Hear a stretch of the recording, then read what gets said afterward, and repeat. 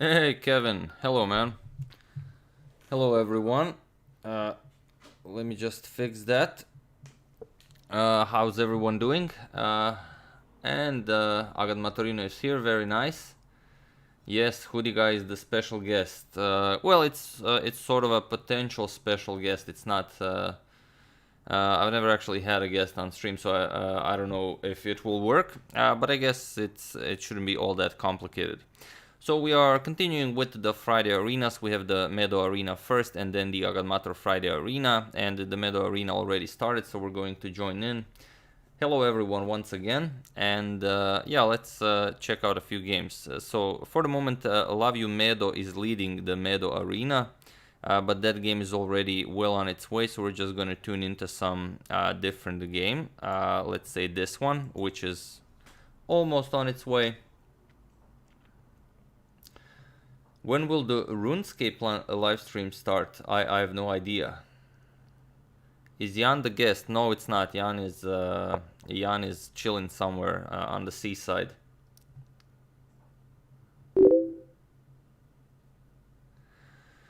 All right. So what do we have here? Some sort of a scotch game between Quality Qualia and Smasher Argit.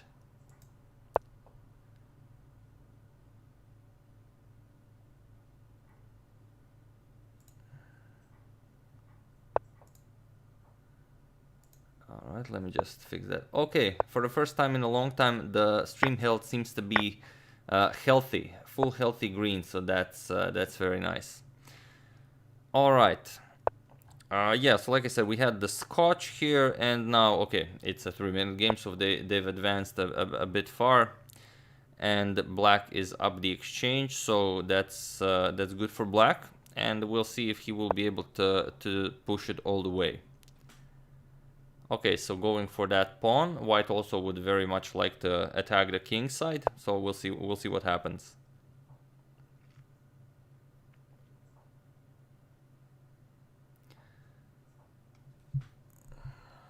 All right, so nicely attacking the rook, also probably preparing rook c6 to win the knight. So like rook c8 might not be a terrible option here.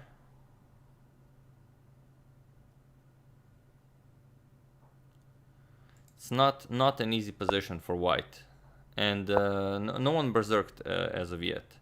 Yeah, so now it's the same because the queen and rook nicely connect. But you could now go. Yeah, you can't. Yeah, that doesn't really work. Yeah, I think it's. I think this is it for White. Yeah, Misha. No, it's not Misha. Misha is not the special guest. Please don't private the stream. What does that mean? What does private the stream mean? Alright, and that's a nice checkmate. So Smasher Arjit checkmates Quality Qualia. Good job, man. Alright, so let's check out. This is a new user called Love You Meadow. Playing against Bad Player is Playing. So let's see if Meadow can take on a Bad Player over here. Articuno, hello man, how you doing?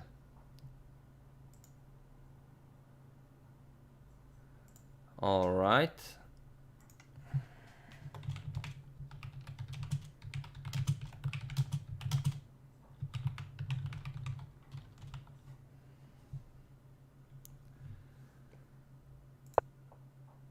All right, sorry, just taking care of something. There's a special video that I will be publishing after the stream, so I'm just making sure that everything is ready. Nicholas, why not stream on Twitch? It's actually something that I've only recently discovered. I've recently discovered that if you get partnered on Twitch and you start streaming on Twitch, you can no longer stream on YouTube. It's not like I know before you couldn't stream on YouTube and Twitch simultaneously, but now if you stream if you stream chess on Twitch, Twitch no longer allows you to stream chess on YouTube. So I doubt I will be switching over to Twitch anytime soon. Have I heard Joe Rogan talking about chess? I haven't, but I will check it out. Was it from some new podcast, or was it just like a standalone video kind of thing?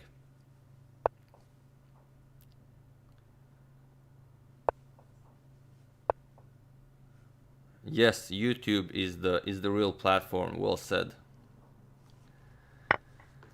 Well, if I told you who the special guest is, it wouldn't be very special, would it?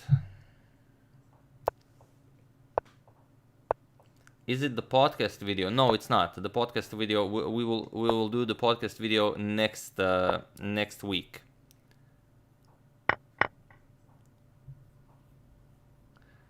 All right, so let's see. Bad player playing against Love You Meadow and Meadow berserked. So let's see if he can do it, and he's very low on time. And also a bad player really putting pressure on Meadow.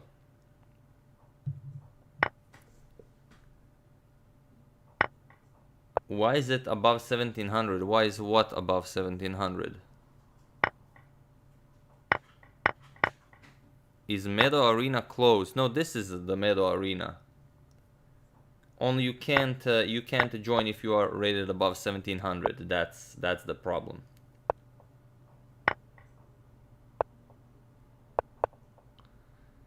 Yeah, and of course the links as usual are in the description below. So just click on the link and you join. And now of course it's a flag off, as every great game ends in a flag off. That's how it works. And now it's mate almost, but not really. And 2 seconds for Meadow. Can Meadow do anything here? That pawn is really tricky. However, and will it be mate? Yes, it will be mate. Bad player delivers mate with less than a second on the clock for Meadow. So that's first loss for Meadow, and we're gonna check out some other games from our top ranking players, and then we are going to check up on some other games. No, yeah, it was a good one, but Meadow couldn't deliver. All right, so it's Giacomo De Liberali versus Tici something.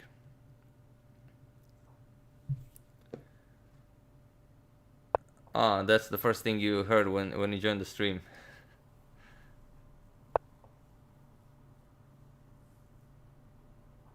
Yeah, that's not the real Meadow. All right, so black avoids the queen trade, as well. He's for the moment the material is equal, so nothing odd happening there. Seems to be a very reasonable game. Azar, thanks a lot, man. You hoped I would cover Nim versus Hutch. I couldn't cover all of them. I saw these two first, and I decided to go with those two. Was it like really good? Ah, he's down a rook. Was he always down a rook, or did he blunder a rook?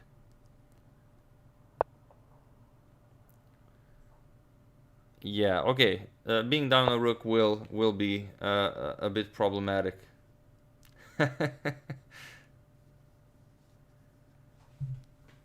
Yeah, material is equal except that white is up a rook. That is what I meant, yes.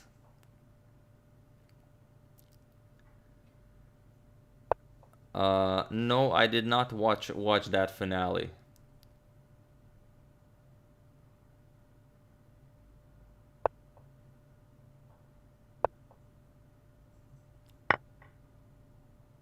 What was Yelena's cake like? It was excellent. We couldn't get enough. Yeah, the mic was covering the rook. Not really. I can't blame the mic this time because well, the white player is up in this game and the white is up a rook. When will the guest come? I don't know. When he or she comes, then the guest will arrive.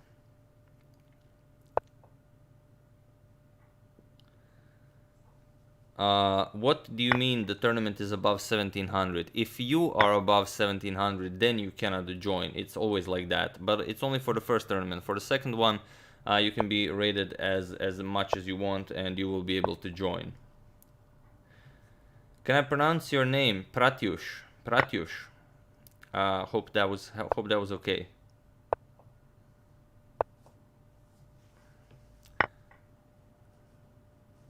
Priyanshu, thank you for the contribution, man. Thanks a lot. Kharidia, yes. If you are above 1700, then you cannot join. That is what I said.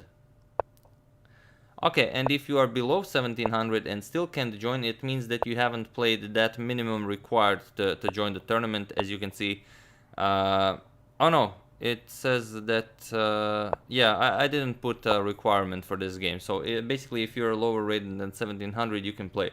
But not like if you were above 1700 yesterday and then just lowered your rating on purpose for today, then it doesn't work. They have like a safety system for that. Kaustu Parkar, thanks for the contribution, man. Who is the special guest? Rohit, thanks for the contribution, but I will not be disclosing who it is, as it's still like a 95% thing that we will have a special guest, but hopefully we will. AGADMATOR best. Now that is a good handle. That is a good handle. That's how you get your game showcased. No, I don't think there'll be a classical Meadow arena. Yeah, I might stream something on Twitch. I just don't think it will be chess. I might stream something else on Twitch. But yeah, like I said, if you want to get partnered up with Twitch, you cannot play two games on two different platforms. So it's weird.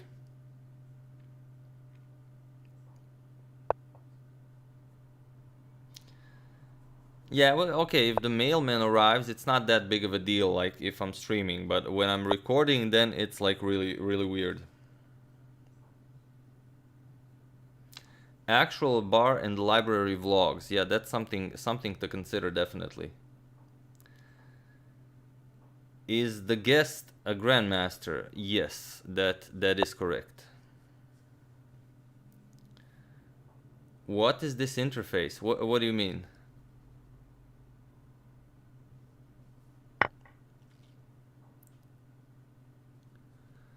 All right, so that's a juicy B pawn. What can white do here? Probably bring the other rook here once the bishop moves, and well, okay, now this is a free pawn, so it wasn't all that juicy. Yes, I do have plans, of course, for the next podcast. The next podcast will be next Wednesday. Yeah, next Wednesday.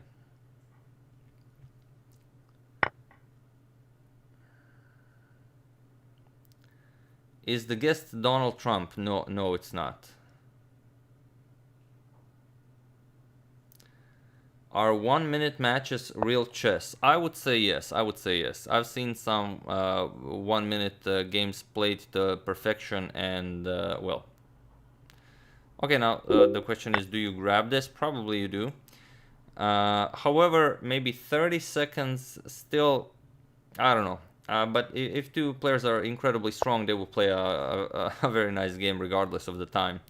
So it's not much different like if you play a 3-minute game and then you really take your time to go into the end game, and then you both just have 1 minute left for the entire end game. So it's basically the same.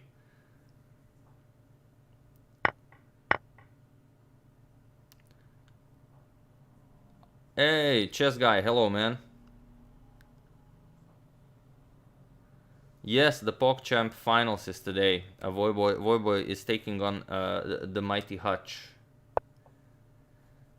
Kertan Rajpal, the link to the tournament is in the description below, as always. So first link is to the Meadow arena, second link to the Friday arena, the main event.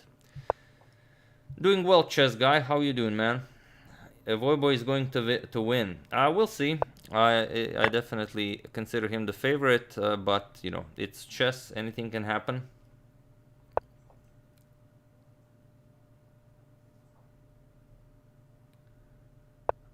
I should try a podcast with players. I will do that. It's a good idea.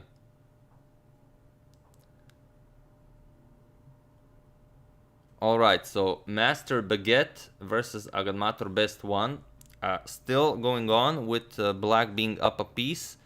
But white, well, it's 30 seconds for both. Now the rook is under attack. Okay, now you've successfully offered a queen trade. And he goes for it.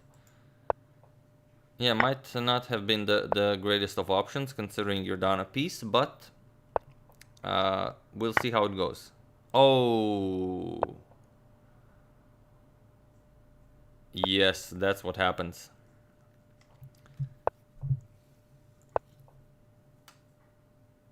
Get the bread guy. Still great. Okay, that's a free bishop again. Almost. Yeah, the lockdown in Croatia is really well. Hope it stays that way.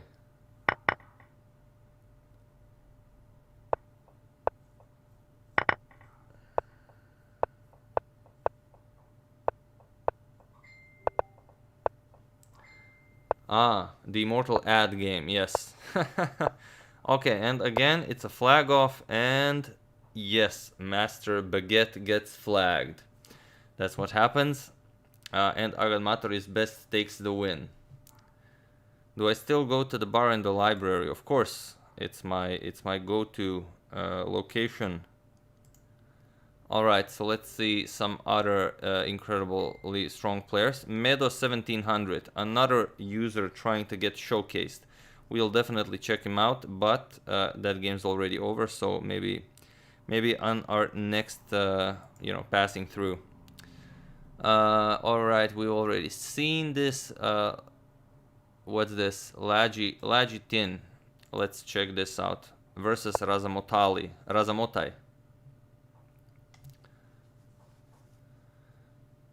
Am I famous in Croatia? No, not really. And no, I do not smoke. I did smoke for a very long time, but I quit some 2.5 years ago. Yes, Meadow is multi-accounting while also sleeping on the sofa. He's you know, capable like that. Bibin, thank you for the contribution, man. Very glad to hear that.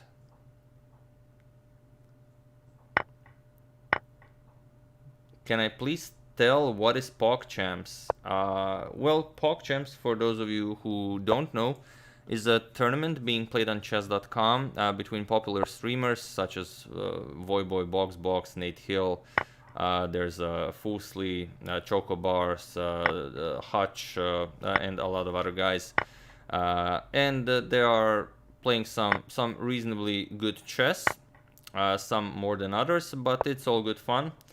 And people are enjoying it, I would say.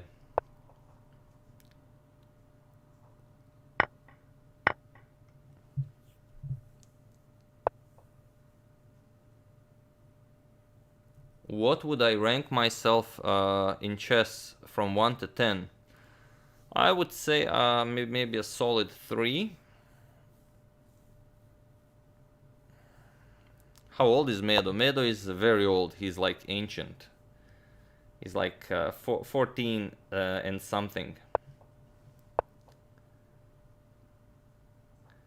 Do I have a favorite chess set? No, not really. I just don't like the weird ones. Like make the pieces look normal, and that works for me. Like Dubrovnik set, or maybe a Staunton, or I don't know. Pretty much anything that doesn't really just exaggerate the look of the pieces. Are we going to have a chess quiz again? That is a very good question. I am planning this for a very long time now, but it's not easy making it since the problem is when I ask a question and you guys reply in the chat, you see that you've answered first. However, I see someone else answered first, and then it's not maybe the greatest of the interfaces to use for such a quiz. If I had like an app for that or something, it might even consider doing it like on a weekly basis. But also it's something that I would really enjoy, so probably will have something like that in the future. Okay, now there could be a potential checkmate here with something like this, if the king covers this square. Maybe white can do something, you know, in that fashion, since black still didn't develop any of these guys.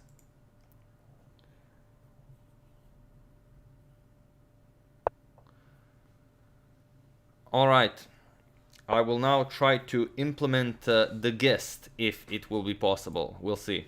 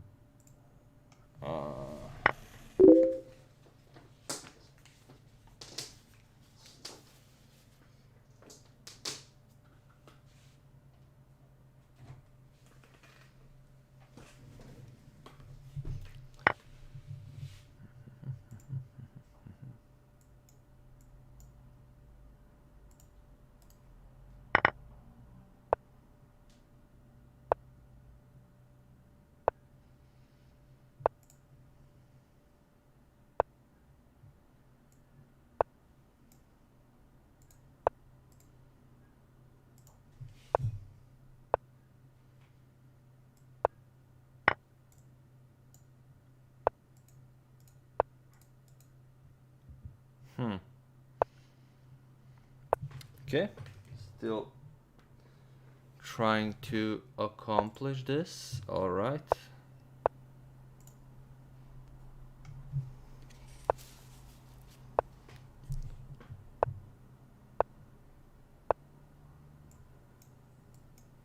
Hello? Can you hear me?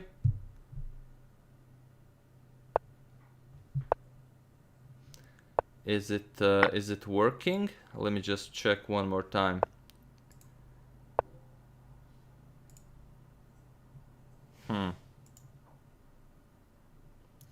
Yeah, I don't have the audio, so let's just try this one more time.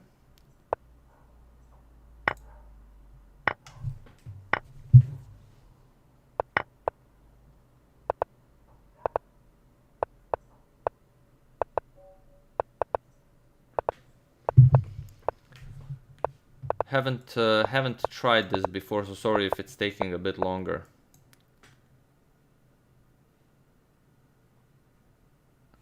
Ah, okay, it's taking a bit longer, that's why it's all right.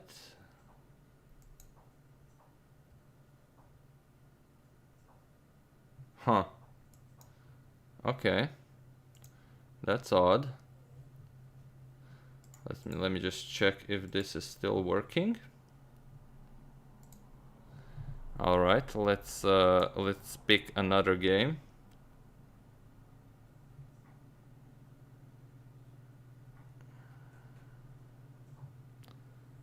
All right, Razmotali. Let's check this one.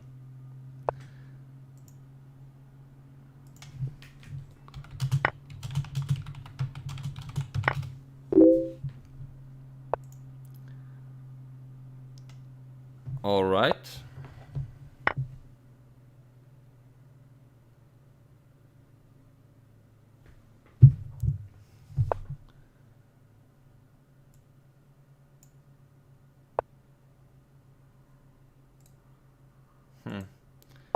How do I get the sound? How do I get the sound? Let me just check one more time. All right.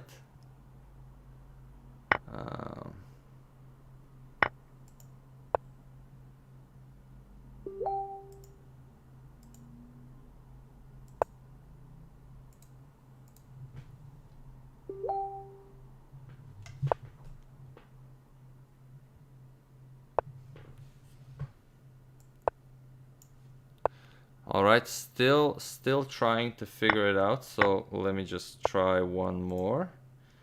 All right, we do have another. Yeah, can you hear me now? Yes, I can. Let me just add like. Can you hear me? Yeah, I do. But I just wanted to change it for the mic. Is it? Can I just try to? Yeah, I think it's. Yeah, it should work. I guess. Yeah, yeah, sure thing. Now Let me the just. sound is okay, right? Yeah, the sound's actually great. Oh, okay, so it's fine. Let me just try and get this in, like a display capture. Just trying to get you in there. All right, let's go here. Whoa, no, not there. How about if I have to try it like this? Okay.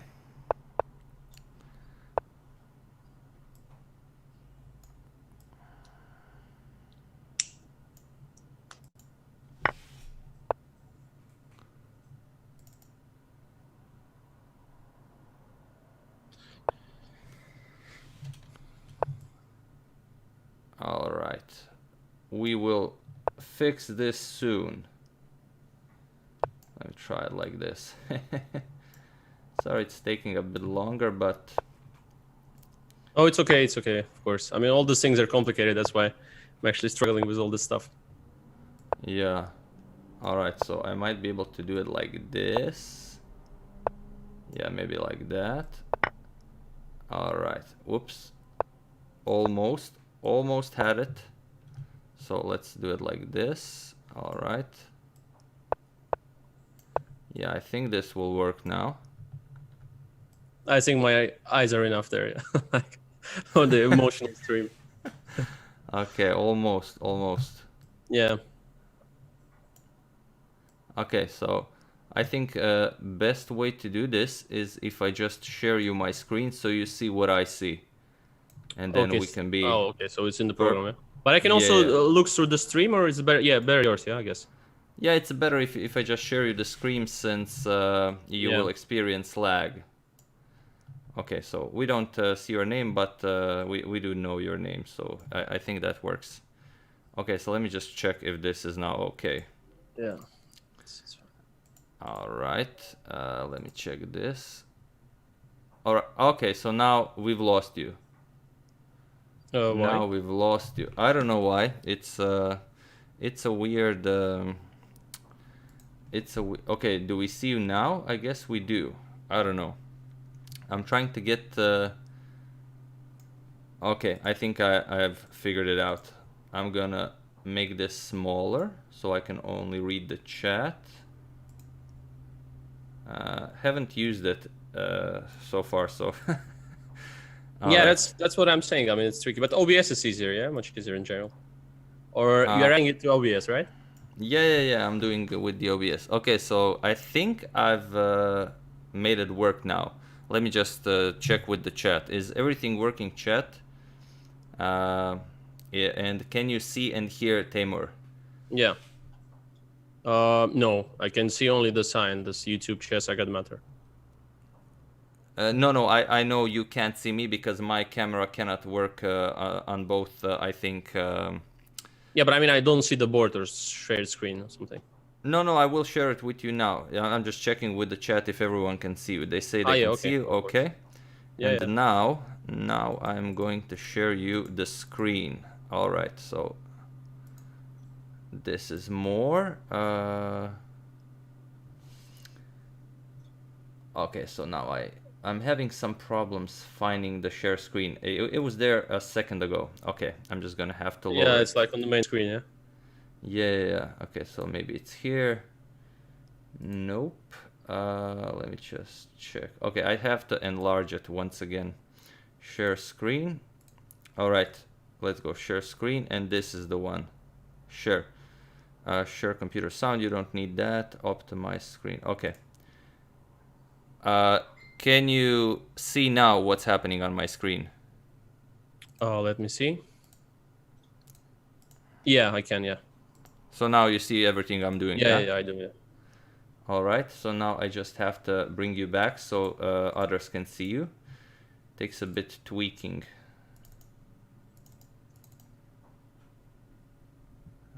Sorry about that. Ah, there you are. Sorry. All right, let's just fix that. Ah, okay. So I think we'll be ready for it in the future. Oh yeah. Yeah, Oh, that's okay. So first that's try. the stuff. I think that's gonna do it. All right. Okay. So I just have to bring this back. Wow, I totally need a third screen. 2 screens is not enough simply. All right, I think we've done it. All right, so you say you can see everything that I can see. Yeah. So hello Timur, thanks for joining me. And how are you, man? Yeah, hi. I'm fine. Thanks for inviting me. How's No, everything's good. Yeah, preparing for the Magnus tournament and growing my hair because nobody else. I mean, almost all players that are there in the final and final stages and so on, they are having a huge hair. So yeah, you don't kind want of to be prepared. the I'm guy going for with the haircut. yeah, you don't want to Yeah. be the guy with the least hair. That's no Yeah. way to play. With the least points and least hair. But the Yeah. tournament is kind of super strong. Yeah, this time is like top 8 players out of top 10. So yeah, it's going to be tough, yeah, for everyone. Yeah, almost like the candidates, huh? Yeah, especially our group. Yeah, I mean, it's in our group. It's like all the candidates more or less are there. Yeah. Who So, are you playing first? I'm playing against Nepomniachtchi, I think. Oh, that's gonna be a wild one. Yeah, but there is no huge difference. It's like every day is the kind of name that everybody knows, and it's like Yeah. hard opponents and used in all this, the rapids and bleeds, and now online everybody's experienced as well. Also the streamers, the super strong Yeah. streamers like Hikaru and these guys are there. Nepo is now streaming as well, so everyone is training almost every day. But are you allowed to stream while playing such a strong tournament? No, I think not. Yeah, it would be pretty weird. Yeah, that's. But later okay. maybe commenting or something. I'm pretty sure that will be possible. Okay, so now we are going to check if you see a game you like, if you see a name you like, just stop me and we're gonna check out their game. And Yeah. let me just check. I need one that's only starting. What is this? Is it like the points where is it possible to see the standings? Is it or? Yeah, these are the standings, but it's only just started, so we're not focusing on the standings all that much. Fine. Okay, so here's a mess, yeah? Yeah, it's a mess. How would you... That's cool. That's cool immediately starting from this. How would you realize what's going on, yeah? Yeah, how would you approach this? Oh, it's on down, yeah? For white. Is it? Wow, you already spotted that. I mean, he's taking too many pawns. I would just go for something like Bishop G7, especially in Blitz. Okay. Not to get under some kind of tricks. Because you just go Bishop G7 and castle short. Might be a bit too greedy. No, but it seems fine, yeah, because after this 94, I think the greediness is now a good thing, He took already too many. Yeah, now it will be certainly hard for white to keep this. And yeah, this is lost, yeah, completely. So we'll go some. Yeah, I think anything can still happen. Well, in this one as well? You sure? Yeah, it's a wild tournament always. Yeah, okay, but let's see. I don't believe that this one can end badly for black. All right. E6, Bishop D6, Queen F4.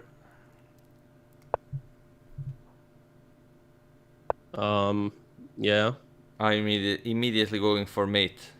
Yeah, he's following our analysis. Yeah. Oh, but they can't. They have, I think, a 15-second lag. Okay, now this is the crucial moment, yeah? Yes, will he see B7 it? is hanging. Yeah. Okay, but now I think it's safe to say that black should win the game. At least. Yeah, I think he'll go for your Queen F4 plan. Yeah, but Rook on B1, is it hanging as well? Like Queen F4? Yeah, it is. Yeah, so... No, this one is enough, yeah, I think. Enough advantage here. Queen H2. These positions are also like... you think they're still tricky? No, not really. This one looks... yeah, white looks like they're doomed here. There's just no chance. Someone says it's actually a 5-second delay, not a 15-second delay. What do you mean? Yeah, I thought that when you stream, there's like a 15 seconds delay, so you know the players cannot hear mostly what you comment on in lower time formats. But someone just mentioned that it's now 5 seconds, but I don't think if this is correct. But they can hear us? Yeah. Oh, okay. So how do we mention the best ways? Should we say bad moves then? No. Because they would have to spend too much time if they were waiting to For to the hear the comments, moves. Yeah. Yeah, but this one is like he's in a direct attack. Beside that, everything is like just lost. Yeah. Yeah, I mean, not to mention the 14 seconds. Yeah. Of course. Also can flag him at the and just give up one piece after the other. It's like so many pieces that he got. No, but it's mating. Yeah. And rook takes b3. Yeah. Okay. Oh, it's a This one is a leader, yeah? Is it the leader or? Is it? We can check. No, the leader is chess hater actually. Oh yeah, that's right. Yeah, he hates chess so much. Name, yeah.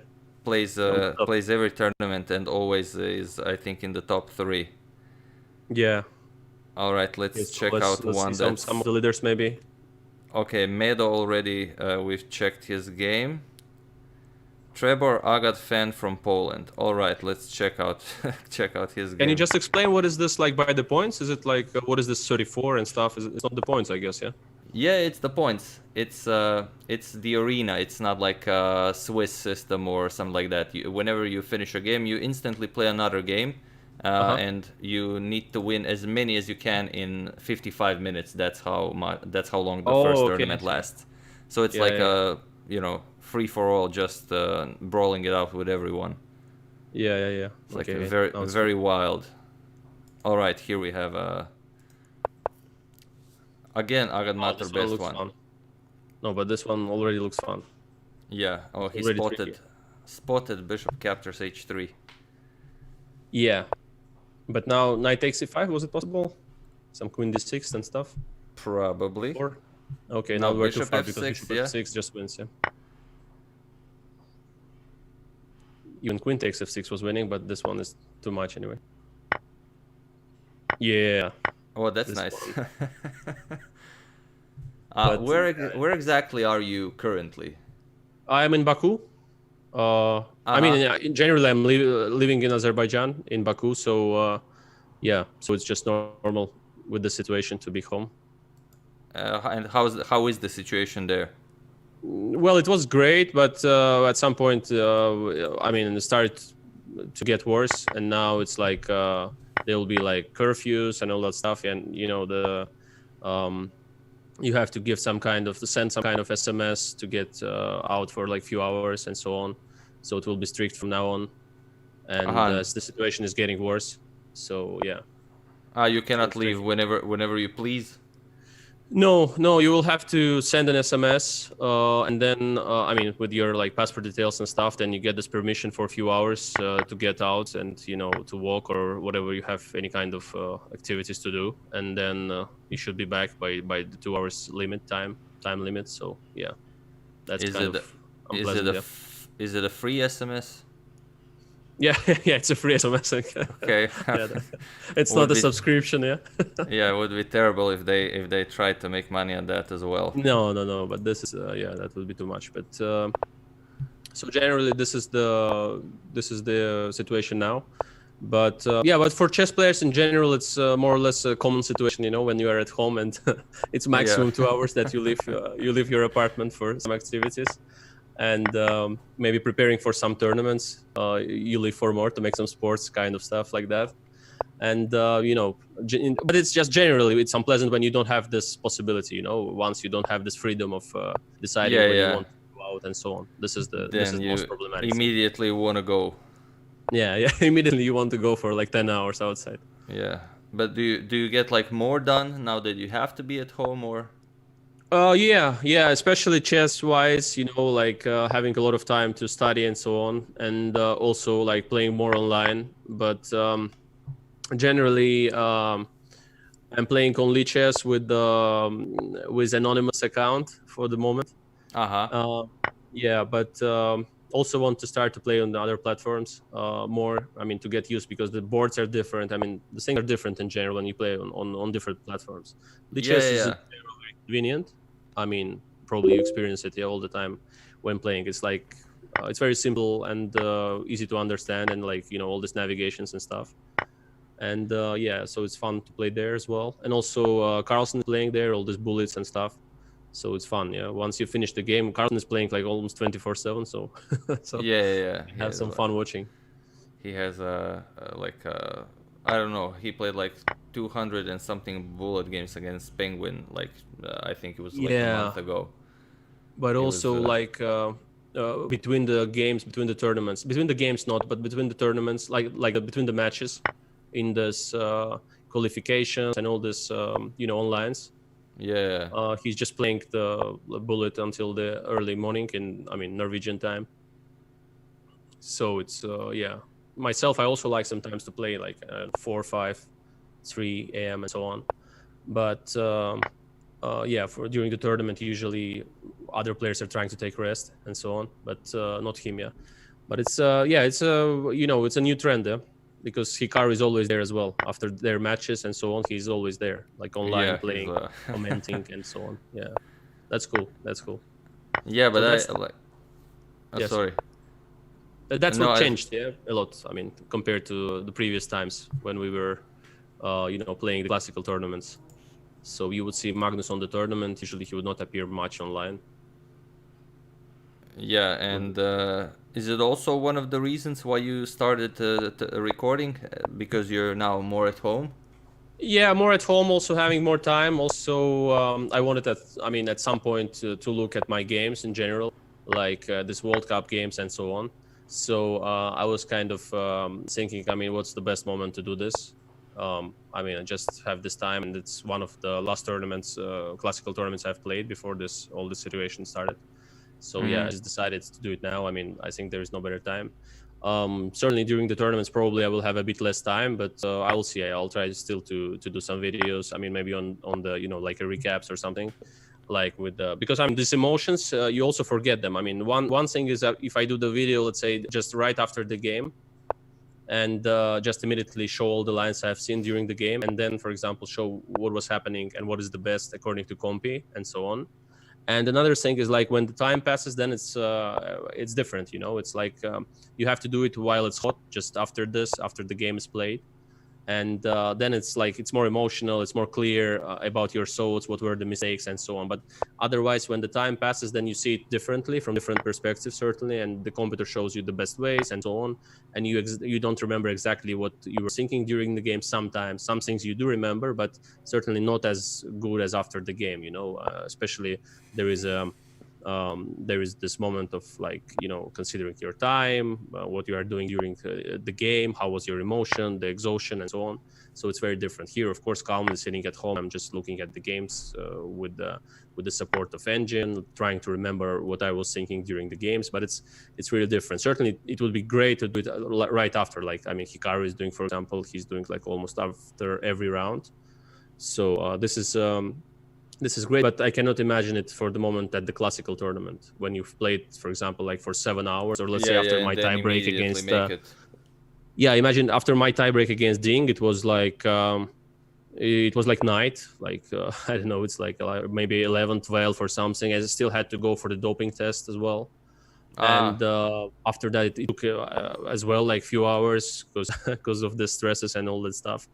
And yeah, so also had to wait for this. I didn't eat like the whole day, and after that I can't imagine going and recording the video. But let's say the next day would be a perfect time to do this and to have a recap on the match. So yeah, but now, yeah, having more time, of course, I'm trying to still, I mean, experience these moments again and see what's going on, and also the objective point of, you know, of all the games and so on.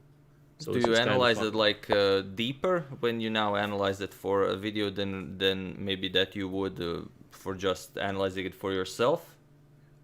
Yeah, I mean, let's say like 10 years ago, if we're back in this a bit, maybe 10, 15 years ago, when we're a bit more to this classical type of chess that you have to analyze your game, understand all of your mistakes, where, you know, and stuff like that. you would analyze it maybe a bit more than we do like in the modern times, because there are, first of all, so many games and so many things to analyze, like in the openings, like to improve and so on. So you kind of can spend like 4 hours analyzing your game, more or less. It would be a waste of time. I mean, unless you're working like 20 hours per day. But yeah, I mean, trying to analyze more, of course, for the videos I do. But let's say if I'm on a tournament and I try to analyze, of course it's more kind of kind of fast kind of analysis. It's not as deep as for the videos, because on the tournament generally you go through the through all this important moments in the game, where you didn't catch the right moment, where didn't you see this and that, or checking some lines that you didn't like during the game or you were sure in, and then you see that the computer shows you that it was just strange miscalculations, in fact, and so on, and then you get kind of picture, about what was happening. So you get more the general picture of what has happened and where were the crucial mistakes. And here, in general, I analyze more or less all the lines that interest me during the analysis, So it's kind of different. I can go quite far in general while looking some positions and some tactical line that interests me, even if it's too computerish and so on. So the ones that you would dismiss in the analysis during the tournament. So it's kind of different, yeah. The tournaments would be a kind of brief notes, yeah. So, yeah, but there. Oh, yeah. So Rook A8. Let's go. And that's all there is. The delay is less than I thought. I don't think he heard it. I think he had it prepared. I'm joking. All right, next game we show. I'm going to let you do all the commenting, and I'm just gonna read some of the questions. As I see, they are asking a lot of questions for you, so I'm gonna transfer them to you, but after the game. Okay. Is this a podcast? No, this is like a casual thing. Okay, Rook D8. Oh yeah. Maybe Queen C3 first. Yeah, Rook D8 was also kind of fun. Yeah, just to take the queen. Ah, okay. Oh, this one is winning, but it's Rook F1, was it? Bishop takes F1 there. No, it's okay. It was a flag off. They were both extremely I always low do this. time. I always do this. I mean, I give some kind of unexpected checks and to win the bullet game if I'm up on time, because flagging is also the win. In such games. It's the best kind of win. Yeah, it's especially when you were lost throughout the game. Yeah. You just give some few unexpected checks and you see how the time is just passing, the time of your opponent. Okay, that was actually the last game from the Meadow arena, and now we start with the big tournament. So here's Love You Meadow. Love You Meadow takes first place, followed by Unrated Boss and Bouvet King in third, followed by the top 10 chess hitter Luis Soletti, Kalush 3K, Bazomati, Shiva Manipatil. Bad player is playing in Chess World 1612, who is a frequent player of the tournaments. And now our next one starts in like a minute and 20 seconds. So we're gonna give you a good one to start off with. Oh, okay, I see. Oh, there is one. Yeah, 24:51. I see in the players. Yeah. So it's so it's the FIDE master. Oh, is it like just? It's the red. Yeah, okay, I see now. Yeah, clear. Okay, when do they start? In 1 minute. Okay. Yeah. In 1 minute. So you play with a secret account on Lichess. Do you play like Blitz or? Yeah, both in general. Like Blitz and bullets as well. You also play bullet. Sometimes, because sometimes I don't. Sometimes I do a lot of bullets in general when I feel that I can be okay with my mouse. And then at the moment, I've ordered another mouse. I will check if it's fine, because I need also the mouse pad and this mouse with kind of thing to get used to it, more or less. Because I've never played bullets in general. I'm still quite how to say, quite on the top there in Lichess bullets. But not of the level of Carlsen at the moment. So trying my best to climb, But sometimes I've played like. I've played some matches with with these people that are very good with their mouses, that's you know, then it's a real problem when you see that just first like 10-15 moves is like Yeah, you not have even to have losing a like second. a really Yeah, good not even mouse. losing a second. Yeah, that's a very cruel thing, you know, to experience. All right, Oh, really? We here's a start good with one this? for you. Yeah, that's a great one. Yeah. Okay, now it's oh yeah. Are they okay? They know Siri better than me. It feels like already. Yeah. So something is going. Okay. I mean, these guys are. What is this? What is this? What is going on? You know. Okay, I know all this stuff. Come on. I mean, seriously. Probably he played like 100 games like this. Yeah. Knight A6 at some point after B4 something. Yeah. Okay. Cool. He knows his stuff. Yeah, he's an expert on this. Yeah, I was playing this kind of B6, then Rook F7, Knight B8 somewhere, and to be honest, now do not remember anything here. But I recognize something. I mean, I understood one thing in the King's Indian. Sometimes is just when you feel it, is like you don't really need to know a lot of the analysis and so on, because you can figure it out over the board. Usually, for me, it would take like 40-45 minutes when I was kind of, you know, like an, we call it in Russian like thinking like an elephant. Yeah, sometimes it's like, I don't know why is it the elephant, but it was kind of think like this. We always said that, I mean, you are thinking like an elephant, which means that you're thinking a lot. But Okay. it would take me like 40-45 minutes, you know, to figure out what was my notes and how do I get to them when I was playing King's Indian like exclusively. But later I just understood that sometimes you can just do the normal move that you know, that is targeting the king, and even if it's not in the notes, it's not so easy to play. For example, such positions, if you mix something up already, you see, I mean, white makes something up, I guess, because queen g5 is coming, Yeah. and like this one is going to be hard, g3 is coming, h4 and so on.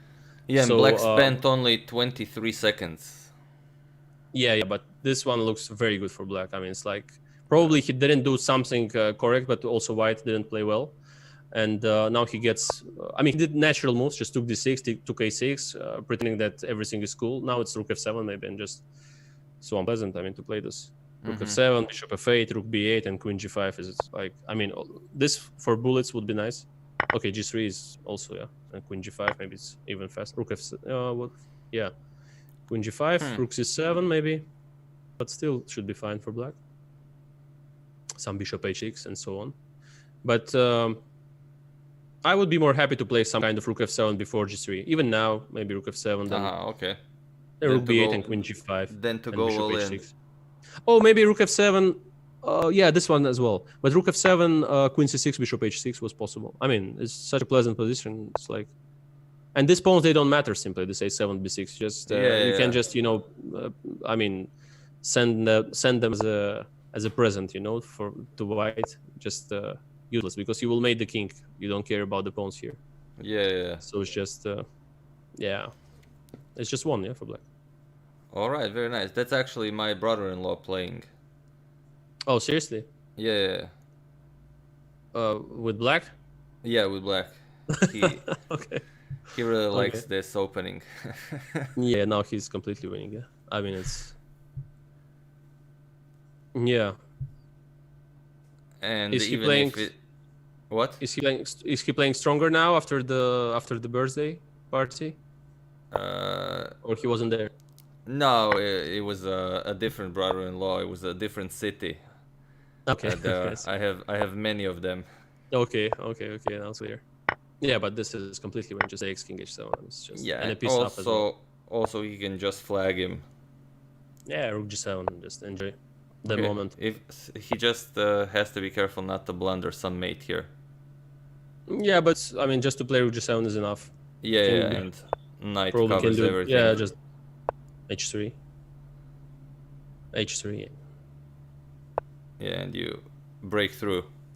Yeah, but even without a piece up, I mean, it would be probably bad. All right, that was a good game. That was a great one, yeah. Yeah, but he knows what he's doing. I mean, it's in the opening. This is very unpleasant, because in this King's Indians, I mean, he's not only mating you, but he also knows all this subtleties, like where to put the knight after the c5 and so on. I don't know if you can see the chat. If you have the chat open on your monitor. Yeah, I can open the tab. Yeah. But no, I was just gonna say you are getting a lot of compliments on your hair.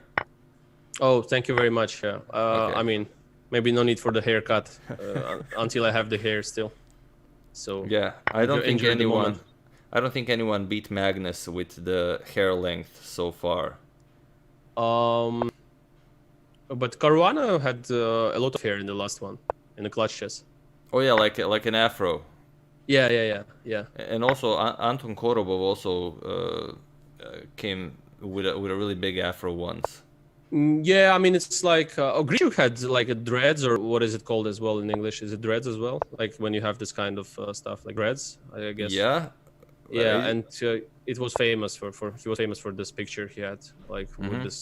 with this dreads, but this was long ago. It's like 10 Yeah, years ago. Maybe. I don't think I've seen it. I'm gonna try and find this mysterious... Yeah, you should find this. This was really kind of thing. How would the one everybody was find talking that? Grishuk was dreads. I don't know, most famous picture of Grishuk, something like that. Oh really? Wow. No, I haven't seen that one. That is one good photo. You see the one. I mean, there is one of the Nils Grandelius, but the other one is of Grishuk. Yeah, where yeah, one yeah. is like where he's almost bald, but the other one is that was dreads. Yeah. Oh, that's a Yeah, good that was photo. a famous thing. Yeah. I'm just gonna save that so everyone can see it. It would be a shame if only Yeah. if only I saw it. All right. Yeah, let's just that's check a that. famous one. But it's only the players of my generation they know about it in general. I mean, I think all the others they missed this moment. All right. So I don't know if everyone can see it, but this is it. There you have it. Yeah. Very nice. That is wow. That is good. That's a good photo. That there is one more as well. I mean, the other one I think is where you can see exactly that he worked on the details. I mean, it was not just for fun, but like kind of serious stuff. Like, yeah. So I remember first time seeing him like this, I was kind of amazed. But he was trying things with his hair a lot. I mean, like coming sometimes bald, sometimes with this, long hair, sometimes like this, sometimes with short hair. So Yeah, I think he kind of gave up on that. yeah, now he's a serious guy. All right, so here we have a game where Black berserked. Oh, what is next? I'm afraid to ask. But it's okay. I think he got normal position in general. Still, I would prefer to be white here, but I mean, queen d5, maybe some tricks. Okay, not. Maybe later. Yeah, but after this one, I don't know if... Yeah, he can't take the... Yeah, he can't take... No, he can't take the pawn yet. Could go g4 or something, but this one... Yeah, of course it's easier for white. This when you don't have a lot of time. I mean, when you are playing this bullets and so on, because the king is now always vulnerable with this g5 played. Yeah, Bishop e5 now wins simply. Bishop e5 was winning. Yeah, but this even now... Oh yeah, bishop e5. Yeah, bishop e5 maybe. Okay, queen a4. Do you think white will win? I guess no. I mean, it's tricky for black. I would be surprised if he didn't. Yeah. Rook d1, bishop e5. Oh, this ends badly for black. Yeah, bishop e5. And that's resigns? Yeah, this one... Yeah, just take it. Okay. Here, I think we know what will happen. Mating, simply, yeah. And he prepares mate. Very nice. Yeah, I like the way he played h3. I don't know why. Why not queen takes h6? He wanted for it to be mate right away. Yeah. But the queen h6 was like also mate like in a few moves. Yeah. But okay, I'm enjoying his position simply. He didn't think it get blocked. Oh, that would be nice. Queen 6, queen f7. Let's say king h4. Some queen takes e6 if he would finish in a manner. Yeah. I mean, if he would resign the guy. King h4, queen e6, some h5, and queen g4 check. H takes g4 and rook h8 mate. Yeah. All right. Blindfold Pot is about to start his game, so let's check out that one. And it's a new account since it's still with a question mark. Yeah, but what is it? I can't even imagine what was the opening. Yeah, okay, more or less I understand what was the opening. But yeah, this one g3 was... It was a e4, e6, f4, d5. Yeah. Knight 3 d4 and c2 c5 d3 knight 6. Okay. Yeah. Okay. But now what does it go? I mean, is he losing a rook? Is it king of rook and h3? But he can Yeah. also give up a knight, There's like. one.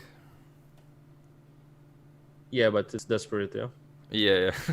Yeah. g3 was too much. He could go some knight f3. Maybe. Oh, that's one. Knight takes d4. Yeah. No, but this is also lost. Yeah. Very fast. Mm-hmm. Yeah. So now it's what is it? It's a rook up and the knight up. Okay, he resigned. Oh, it's a resigns. Yeah. All right. This was fast. This was fast. Yeah, this was. Let's see what else. 8 moves. All right. Let's see. Jonas is playing. Let's check out Jonas. Mm-hmm. Okay, Jonas already sacrificed everything in the opening. Yeah, and also berserked. Yeah, but it seems that he's very confident. Yeah. Yeah. That he will smash in this game, but now it's calculating some stuff with kind of 95s and so on. But instead, just decided to play rook e1. Now actually, black is good. Yeah, if he would go just castle short, pawn up. I mean compensations, but not that much. Just fine for black. Yeah, and way up on time. Yeah, what's going on actually? What happened to Jonas? Did he start with some kind of? Did he start with less time? Is it, or he just spent so much time? Yeah. If you're new to Lichess, you can berserk in tournaments. That means you lose half your time, but you get more points if you win. Okay, so okay, I see. Yeah. It's like if you think you're that much better than your opponent, then you berserk and you crush them. And but can the opponent decline to do this? Like, no. Should he accept your challenge or? No, he doesn't have a choice. He can only berserk back, and then if he wins, then he gets also extra points. Yeah, but he's like seeing too much. I mean, it's. I think black is just playing too strong for him. Maybe. Was it planned? Yeah, I think he berserked seeing his rating, but then he was surprised at how good he is. Oh, rook d7, rook d7. Oh, come on, rook d7. Oh yeah, rook d7, knight f6. This is my favorite, you know, rook d7, knight f6 is how my game against Dingliren finished. Ah. so I know I spot this trick. Yeah, you immediately look for it. Yeah. So rook d7 is always in my mind, you know. So yeah, but this one he will lose, yeah. I guess. Yeah, with 13 seconds, easy. E3, bishop b6, I mean e3, and so on. Okay, he lost the piece.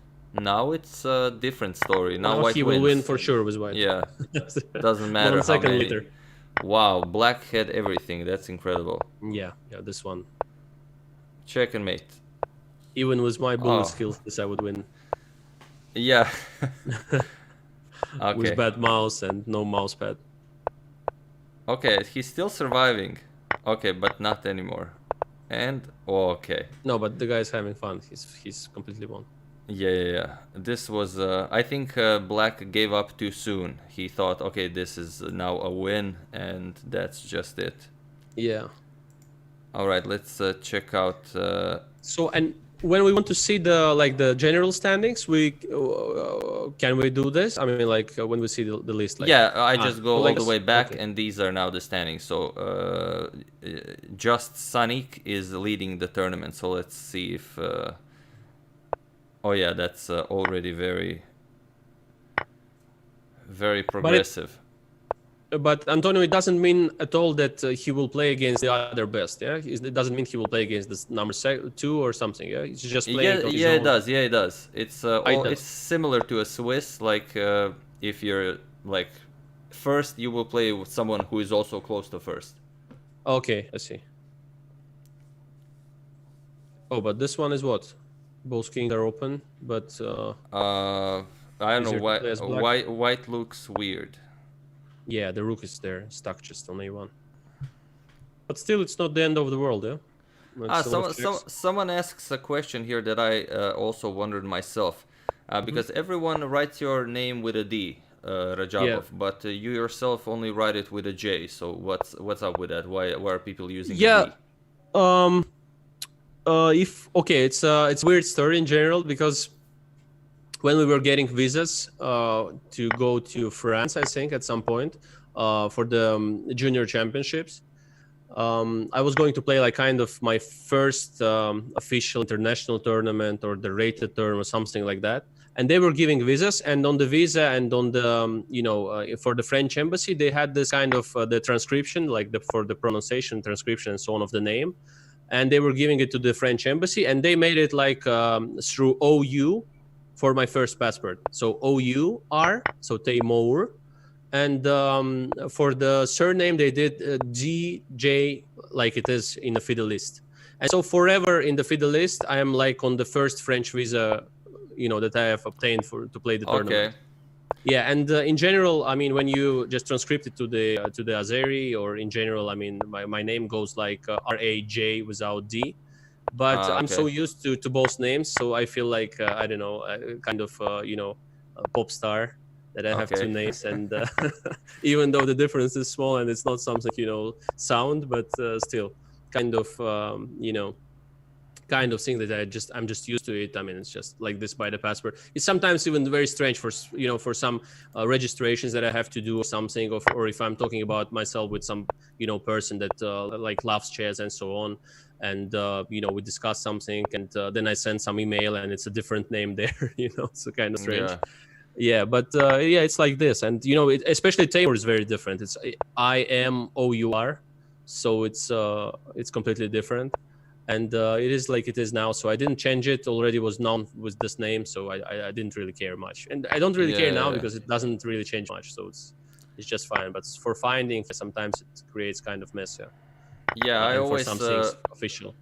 I always only saw the one with a D, and then only when I saw you have an Instagram profile and you write it with a J, then I figured that everyone was Yeah, just doing it. yeah, it's like in the passport, yeah, generally. So Yeah. then it's easier when you have to, I don't know, prove with your ID or something. So you do it like it is in the passport. But many times when I'm like in some talks, I mean negotiations, some emails and so on, I have to write down that it's according to FIDE list. So I feed the official list. So this is Yeah. the case. Well, very weird, but it's like this for so many years that I don't care anymore. So it's just Yeah. fine. But don't Just pop stars have only one name, not two names. Yeah, but pop stars, they have sometimes the small names as well. But in Aha. fact, here I have even bigger names. So, and the other one is a bit smaller, so it doesn't change much. But pop stars, I mean, they do some like for singing, they sometimes do the small names. Yeah. So, but here it's not the case. Of course, I'm just joking. Yeah, here it is like it is. I couldn't do much because changing it also was a problem at the time. I was playing constantly, so it would be a mess. Also changing the name in the FIDE list. So I mean, I just said, okay, that's fine. I'm playing like this. And also for a long time, I just had it in the passport. So in the Yeah. international passport. So that was the case. Somehow it's a very strange story how it happened, but I just didn't mind. It's like, okay, let it be in a French manner in the FIDE list. That's fine. Also, it's like Fédération, all this des échecs and so on. So it's kind of doesn't contradict to FIDE, so it's fine.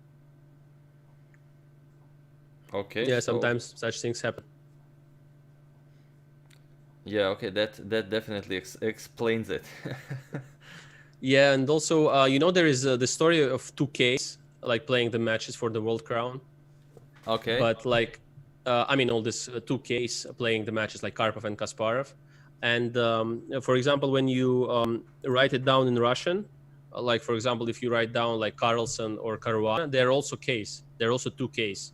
Ah. Yeah. It's Yeah. not C like in English. It's K still in Russian. When you write Carlsen, you write it with K, like Kasparov or Karpov and so on. So it's also kind of weird because actually it's K in Russian. So they also say sometimes that there is a match between Caruana and Carlsen, the match of 2Ks again, and so on. But in fact, when you look at it in English, it's not 2Ks, it's 2Cs. And Okay. so such So weird things, yeah, they happen sometimes. So most world champions were with a K. yeah, I guess Karpov, Kasparov, Carlsen. Carlsen in Russian, yeah. Yeah. Carlsen in Russian, yeah. So, but Carlsen is C, so it's not considered, yeah, the one or. Oh, actually, it's interesting. It's C. How many there are? I mean, there are C's Capablanca as well. Okay. So who's leading? Which name is leading there? Oh, it's actually interesting. It's hard to say. So it's 2 Ks and 2 Cs, is it? Yeah, but we also have Anand and Alyehin. Anand and Alekin we also have, yeah. But yeah, that's true. Actually, so it's only 2, yeah. It's like, you know, the almost none of the teams. I don't remember if it's this record was set at some point. It's like none of the strongest European clubs won the European Club Cups 3 times in general, I think, or in a row, or something like this. There was one kind of record that was not set, and we were trying to do it with the Now Chess Club, the French one, and I don't remember if we managed to do this, but also this thing. I mean, all these records. So now we know that there are 2 A's, 2 K's, and 2 C's, right? Is it? It's actually 3 Ks. If there's also Kramnik, yeah. Yeah, Kram. Yeah, okay. Yeah, okay, Kram. Yeah, so 3 Ks. Yeah, so the most is 3 Ks, is it? Seems so, yeah. I don't know. It's complicated because I've at some point I've lost the count when it was like you know, when there were 13 world champions. Yeah, me too. And I counted until classical. they divided, yeah, and then I Yeah. pretty much stopped counting all the other ones. Yeah, because there were official champions like Ponomarev and so on, but Yeah. so yeah, then they didn't consider them as champions because they wanted to play against. They should have played against Kasparov, and to be legitimate champions and so on.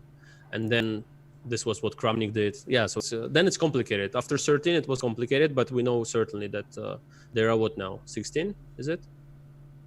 Is there like in old times that you put like all these portraits? You know, you remember probably this, yeah, when there were only portraits of all the champions, like in the chess clubs. Yeah, we have it also in our chess club, and it ends with Kasparov.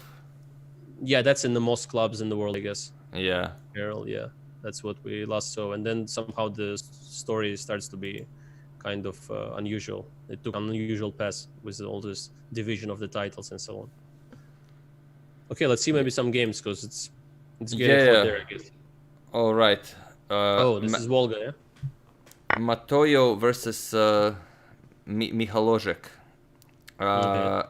Yeah, the Benko. Yeah.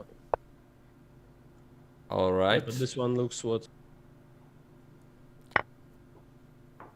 Oh. Yeah, it's a pawn up, and also normally black should attack, but this white is attacking somehow. Yeah. So like an attack and a pawn up, yeah. And now we'll just take on e6. In a super classic manner, maybe we'll take with the queen on e6 and knight e6, and just pretend that you've got everything you wanted in this life and in this opening. Yeah, and black is white is also up on time. This is very bad. Bishop 4 now. Yeah, knight g7, queen 7, bishop b8. I mean, yeah, everything's just false.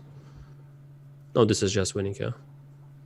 Should go back somewhere, but no chance. Okay, takes a6. Doesn't want to take a6. No. Queen takes 2, knight e2. Oh, queen e7. He just wants. Okay. He's enjoying himself. Yeah, he's enjoying a lot. Okay, very nice. Yeah. Okay, I see Ronaldinho is saying that Philip is playing, my nephew, so let's check out if he is playing. Alright, for the moment, no, but that could mean that... Or maybe we just finished the game? Yeah, maybe. Alright, so let's check out this one. Okay, this one's all yours. Okay, this is classical. Nice. Let's see what... Yeah, okay, but this one... Okay. Okay. Theory. Oh, just finished very fast with b6. I didn't expect this. That was good theory. Thank you very much. Okay. Thank you very much, guys. Yeah, there was like what, 8 moves. Okay, it was eight moves. Yeah. All right, that was a good. Probably game. He wanted to play a6. Don't you think he wanted to play a6? No, I think he pre-moved and just didn't expect bishop b5. Most likely. Yeah, that's also true. Yeah, I don't think he slipped here. All right. Baby boy versus Gizari. Oh, someone asked for you to mention how do you pronounce the Jan's last name. Like I always pronounce it Nepomniachtchi. Is that okay? Jan's, Nepomniachtchi. Yeah. Yeah. Okay. So Nepomniachtchi, because yeah, please. No, I think I like struggled with it for very long, but I think I have mastered it now. So just wanted to make sure. Yeah, so Nepomniachtchi, and generally, yeah, because it's written in a, it's actually very hard to write it down in general. I mean, the way it's written is also very strange. I mean, in the FIDE list as well. I don't know how it is in the passport, but when you read it, I think in the FIDE list, it's like Nepomniachtchi or something like this. Yeah, I know. So, I know how to write it since I do it all the time, but it is like one of the most complicated ones. Yeah. So this one is quite complicated, but okay, for the Russian speaking, it's not a problem certainly, but it's like sometimes there are also hard surnames, like for like the Indian surnames sometimes are also quite long ones you have, and when you have this kind of when you have this kind of transcription, it's not clear how to really pronounce it. And also sometimes I mix up, let's say, like when it's a surname and the name. I mean, it happens. For example, with whom is it? I think with Vishwanathan. I think is his surname. Let's say for Anand. And Anand is like the first name. Please correct me if is it? Anand is the surname, yeah. No, I think the Vishwanathan is the surname. Really? Yeah, but I mean, there are Indians, I guess, in the chat. Yeah, they can say what was. Wow, if that's true, like I always thought Anand was his last name. Yeah, can we check? I mean, do you see the chat? I mean, they will probably tell us the truth. Yeah, I do see it. I'm pretty sure someone will mention it. Okay. Yeah, they say Anand. Okay, some say it's a surname, some say it's a name. So it's also divided, so you can. Yeah. Like so many of them are divided. So wow. That's Anand really weird. No, Anand is the last name, they say, yeah? Vishwanathan is the father's name. Okay, so sorry for kind of misunderstanding, but that was what I was told at some point, yeah. Like, it's weird. A lot of people are saying that it's the first name, but like, I'm still gonna think it's the last name. No, Anand is the last name, they say. It's the father's name. Okay, clear. Yeah, so I got it wrong because all the time I was saying that,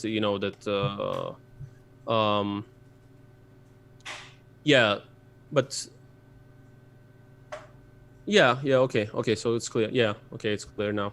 Also in my mind, because I was also always confused, because I was thinking that Anand is a surname, and once I was told that no, it's like his first name. So it should be written Vishwanathan A instead, but in fact, yeah, it's good that I finally solved this puzzle after so many years. I know him quite well. I've never asked him. I mean, it would be a kind of strange question. Okay, yeah. It's like his name is Anand, and Vishwanathan is the name of his father. So that's like Pragnananda, but Ramesh Babu is his father, and then that's not like his name or his last name, I believe. Okay, and then they say in Anand, Anand is a first name. Okay, I am confused again. No, we've solved it. Like, you sure? Again, I saw some comments. Yeah, but he's only Anand, like that's it. And then Vishwanathan is the name of his father. So there's no like name and surname. Okay, so I see. So it's just Anand, and that's it. And there is no surname. I believe so. Yes, I believe so. Okay, now it makes sense why I got confused about all of this. It was complicated. Yeah. Okay. Thank you everyone in the chat. Thanks. Panda, thanks for the contribution. Panda says that this is so interesting to listen that he stopped playing. Yeah, okay, I mean, man. No, but I mean, all these things are like with the surnames. It's like, for example, in Spain, they say this J. They say with the like hey when they send you the like they're laughing or something. Like a joke or something like that. They say not ha ha ha like we do with H, let's say, and they do with J and like J A. Yeah, for example, when I would come to Spain and so on for a long, long time, I mean, even after asking me 50 times how you should pronounce it, how you should say it, they would say Rajabov. Like Okay. in almost all of my games, like they would say that against Rajabov all the time. And then That they would sounds ask me, I mean, how should we pronounce? And I would say Rajabov. And they would say, okay, once again, Rajabov. Yeah, okay. And then I would hear it again and again and again 50 times. And at some point I said, guys, I give up. I like this Rajabov thing. So you just say it's it like like you want. as if you're Yeah, it's Cuban. fine. Yeah. Because especially I'm used, as I told you, with it, like with all this surname things. So I say, okay, Rajabov or whatever, it's fine. I'm just let me play. Yeah, That's it. I like Rajabov. Sounds very nice. Yeah, sounds like some fun is going to happen. Yeah. So it's okay. So what is this game? He lost the bishop, did he? Yes, but it's again a flag off. So it will be decided by time. Who is playing this game? That is a good question. It's a game between, again, still Baby Boy versus Gyazari 94. All right, let's check out the standings, and we have Gandagar Suraj, and it's quite a position. So let's see what's happening here. I think it could be just or no, probably Black needs to get a rook into the game. Just brings the rook and resigns. Yeah. Yeah, let's see what's the next move, because otherwise it's just mate. He will play some queen g2, I guess, when it's lost, but still. Will he play it? No. Oh. Actually, the best move probably. But that's still queen g4 and rook e2 just resigns, I guess. Just queen g4 and rook e2. Ah, okay. Will he play it? Oh. What? Oh, that was a mouse slip, I believe. That was a mouse slip, I guess, yeah. That's why I think he wanted to play it one square further. Yeah. Yeah. Rook e5, which is not the best move because queen g2 is already defending something, but still he's winning. Yeah, but here, now he's upset. Now it's down a rook. Now it's not the time to be upset. It's time to play super fast. Yeah. Maybe. Yeah, just h5, h4, whatever. Just don't look at the board and move the pieces. I mean, the pawns, whatever you have there. Just f4, h5, h4. It doesn't matter because it's so lost that you should just play fast. So it's g5, I guess, h5, whatever, h4. Yeah. And I like black. Yeah, I actually also like black. I mean, practical. Yeah. Oh, after this, it's already again unclear. Okay. Okay, some queen d6 maybe. Rook f2. White is winning generally, but we will not resign. Yeah. Toby, thanks for the contribution. He says it's 4:30 and he can't sleep. Yeah, that's normal. And now queen there, maybe. Okay. Okay, he's just winning. Yeah. King h7, just resigns. Which was very wild. Queen d1. Or queen e8 mate, yeah? Queen d1, yeah, sorry. Yeah. Queen g4 was also mating, but it's faster, this one. And white offered a draw here. This happens sometimes, yeah. I mean, the players are offering a draw in this. I don't know why. It sometimes happened to me as well, because I want to click resign and then I accidentally click offer a draw. Ah, there is a flag, yeah, instead of there is a flag in something else. So you can sometimes mess it up. Okay, yeah. Mikhail is playing. Let's check out his game. Against FIDE Master Marljivi. Yeah, but this one, what is it? Oh, but no, but black is much better, no? But stop. Is there bishop a5? Can I? Yeah. I mean, bishop a5 was the move, yeah.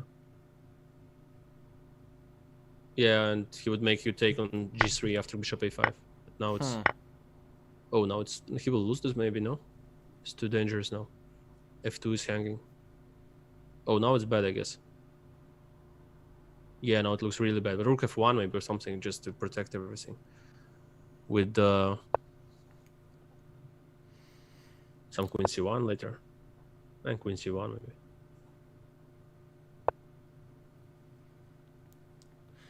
Yeah, no chances. Takes some knight, whatever. Knight d4 maybe. Yeah, he doesn't want to trade. Yeah, but queen e3, I'm not sure. Maybe some bishop d2, bishop f4, trying to stop this, you know, to close this pin on the h2 b8 diagonal. Nasser, yes, Yeah, but... I do read the chat. Yeah, I do. All right. No, but this one now looks good for white. I mean, it's jumping. Also, he has this check on g6 that's annoying on the next one. Just check on g6 and wins the piece. Which piece? Queen g7, queen takes g7, king g7, knight f5 check, and knight h4. Okay, yeah, that that piece. That Good one. piece, yeah. Good one. Good piece, yeah. But this, yeah, now again, I mean, it becomes unclear. Wow, this is tricky now. Some rook b2 is coming. Yeah, no, it's not so easy. Oh, it's... Yeah, I think he did something wrong, but now, okay, it doesn't matter anymore. Oh, now it matters because queen e1 wins. He doesn't want to take queen e1. Okay. Rook takes e4? No. Rook takes e4 was possible. Try to complicate. Yeah, now again, rook takes e4. Oh, no. Oh. Rook takes e4. No, he wants to be mated. Queen takes... he doesn't... Okay. Yeah, I couldn't expect this. Queen takes f4, he didn't play. Now Okay, it's mate. now white wins. Oh, now it's yeah. mate. Now it's mate. Oh, now it's mate. Yeah. Nice. But generally, they're very strong for missing this queen takes f4. I mean, and queen takes e1. And there was I think they're playing on time mostly. I think they're playing so many games that it's like that it already doesn't matter if you take the rook or not. It's just just to move the pieces. Let me Sometimes just check. it happens. Just to see if Yelena is playing. She's playing. Let's see if what's this. Oh, it's already over. We're gonna check out a game that's just starting. My girlfriend's also playing, so we have to check out one of her games as well. All right, let's check out this one. Okay, so Bruno against Hohaus again. It's quite comfortable, yeah, because now she's playing and you're free to do the stream and stuff. This is just completely fine. Yeah. She's always playing. She's always playing, yeah. But it's like all of your family's playing, as far as I understand, there on this arena and stuff. Yes. Is it like nephew, the brother-in-law? Is it? Yeah. Other brother-in-laws as well, or? Yeah. Like everyone. So many. Like the entire chess club is the family, pretty much. Okay. Yeah. Monopoly on this chess arena. Yeah.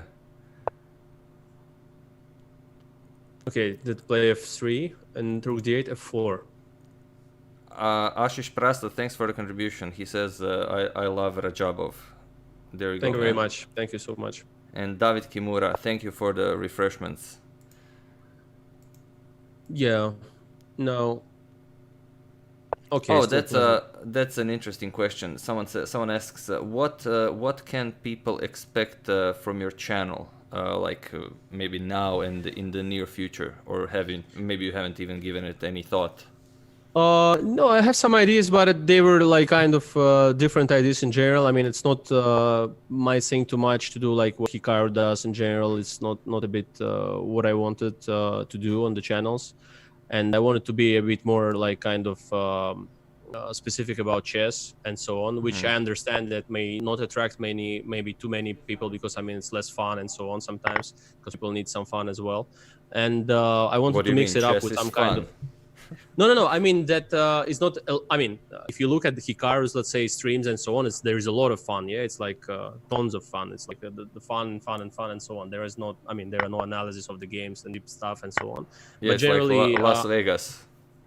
Yeah. It's fun. It's very good for chess, certainly. I mean, because it makes it more popular. All the streamers are playing. All this, the gamers. All this, popular people online. They're playing there. So I first generally wanted to make all these games that I saw that are important for me in general, and do the champions. I did first 3 on the channel of this Kasparov, Anand, and Carlsen.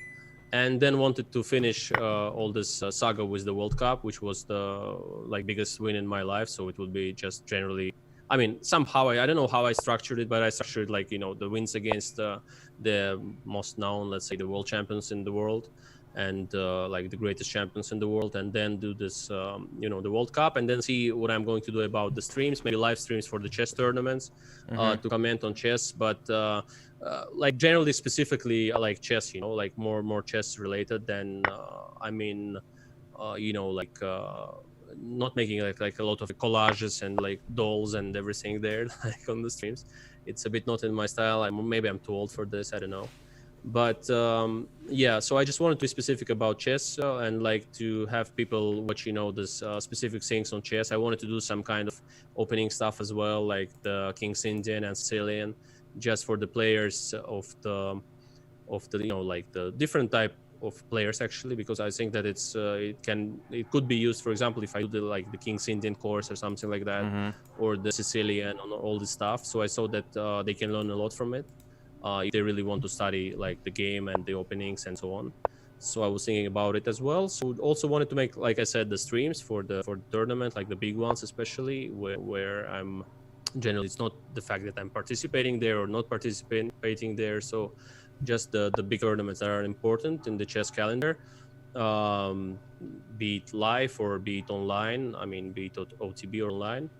And beside it, I thought about the interviews with like the greatest chess players, but of course I would prefer to do it in live, you know, in live, not online. Yeah, because I think I have a lot of things to ask from the different world champions. I wanted to ask them, and actually we had different, like, you know, friendly talks behind scenes, and I wanted part of it to be available to the public in general, because there are a lot of interesting things that they can share, and people don't know about them. So it's like kind of you know, the classified information that you have in the CIA or whatever, and you disclose them after 50 years. But I wanted to make it a bit, you know, earlier than this. So I would have liked to, you know, interview some like really big top guys, like maybe Kramnik and all the others that would be available for this. But I will see, I mean, how it plays out, because now it's very unclear with all this situation with the virus, so it's not possible generally to travel. And I think online is very different than this, because while you are like kind of having a live conversation with the person, certainly you can ask things that you want to be in the interview, you don't want to, you want to cut it.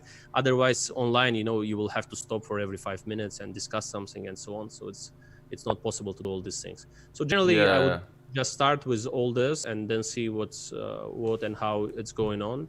But certainly I need quite some time for this, because I'm also working on my chess. So also now online tournaments are played and so on. And probably if the classical starts, I will have less time. So I will see how it goes and how much time it takes generally, and then just decide what kind of things and what else I can do. But this was the initial plan. So I didn't really make like a huge plan. You know, it's not like a Hollywood movie, you know, that I'm screening, you know, there, or making the plot for it. But just generally interested in like general chess, and the public that is interested in, you know, in chess analysis and chess itself, trying to improve in the game, learn the openings, see the best players, talk about important things and subjects and things in their life, maybe like the, you know, the world champions, about their matches, all these hidden situations that we don't know much about, but many top players know about it, and so on. That can be available like through the like interview talk, or some kind of direct talk with the champion or the candidate or something. So some kind of stuff like that. Yeah, I wanted to start with. Yeah. Okay. I don't think you can be too old for something like that. Like I've seen there's this gentleman, he's I think 65 or something, and he's streaming World of Warcraft. So I don't think you can be like too old for chess. I'm not saying yeah, Antonio, of course I'm not saying it's bad. It's very good. I mean, it's very good also to popularize chess, and it's fine. But I don't know, it's just not the thing I wanted to do. I just wanted to do something more specific about chess. and understanding fully that it's less, it's less attractive probably to the public, because sometimes you just want to relax and watch something funny with chess included there, and so on and so on and so on. Or somebody, for example, one of the possibilities I thought about is streaming is, for example, very nice. I like it in general, just the streaming, like playing on the online, like we do now, for example, the analysis of the games, or when you are playing yourself, let's say, against the, I don't know, top players or Puzzle Rush or all this stuff.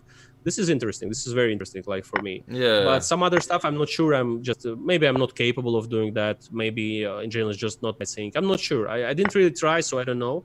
But in general, I don't see myself in these things. I see myself more in a bit more, specific chess stuff. So yeah, but we will see how it turns out. I'm not sure now. I never say never.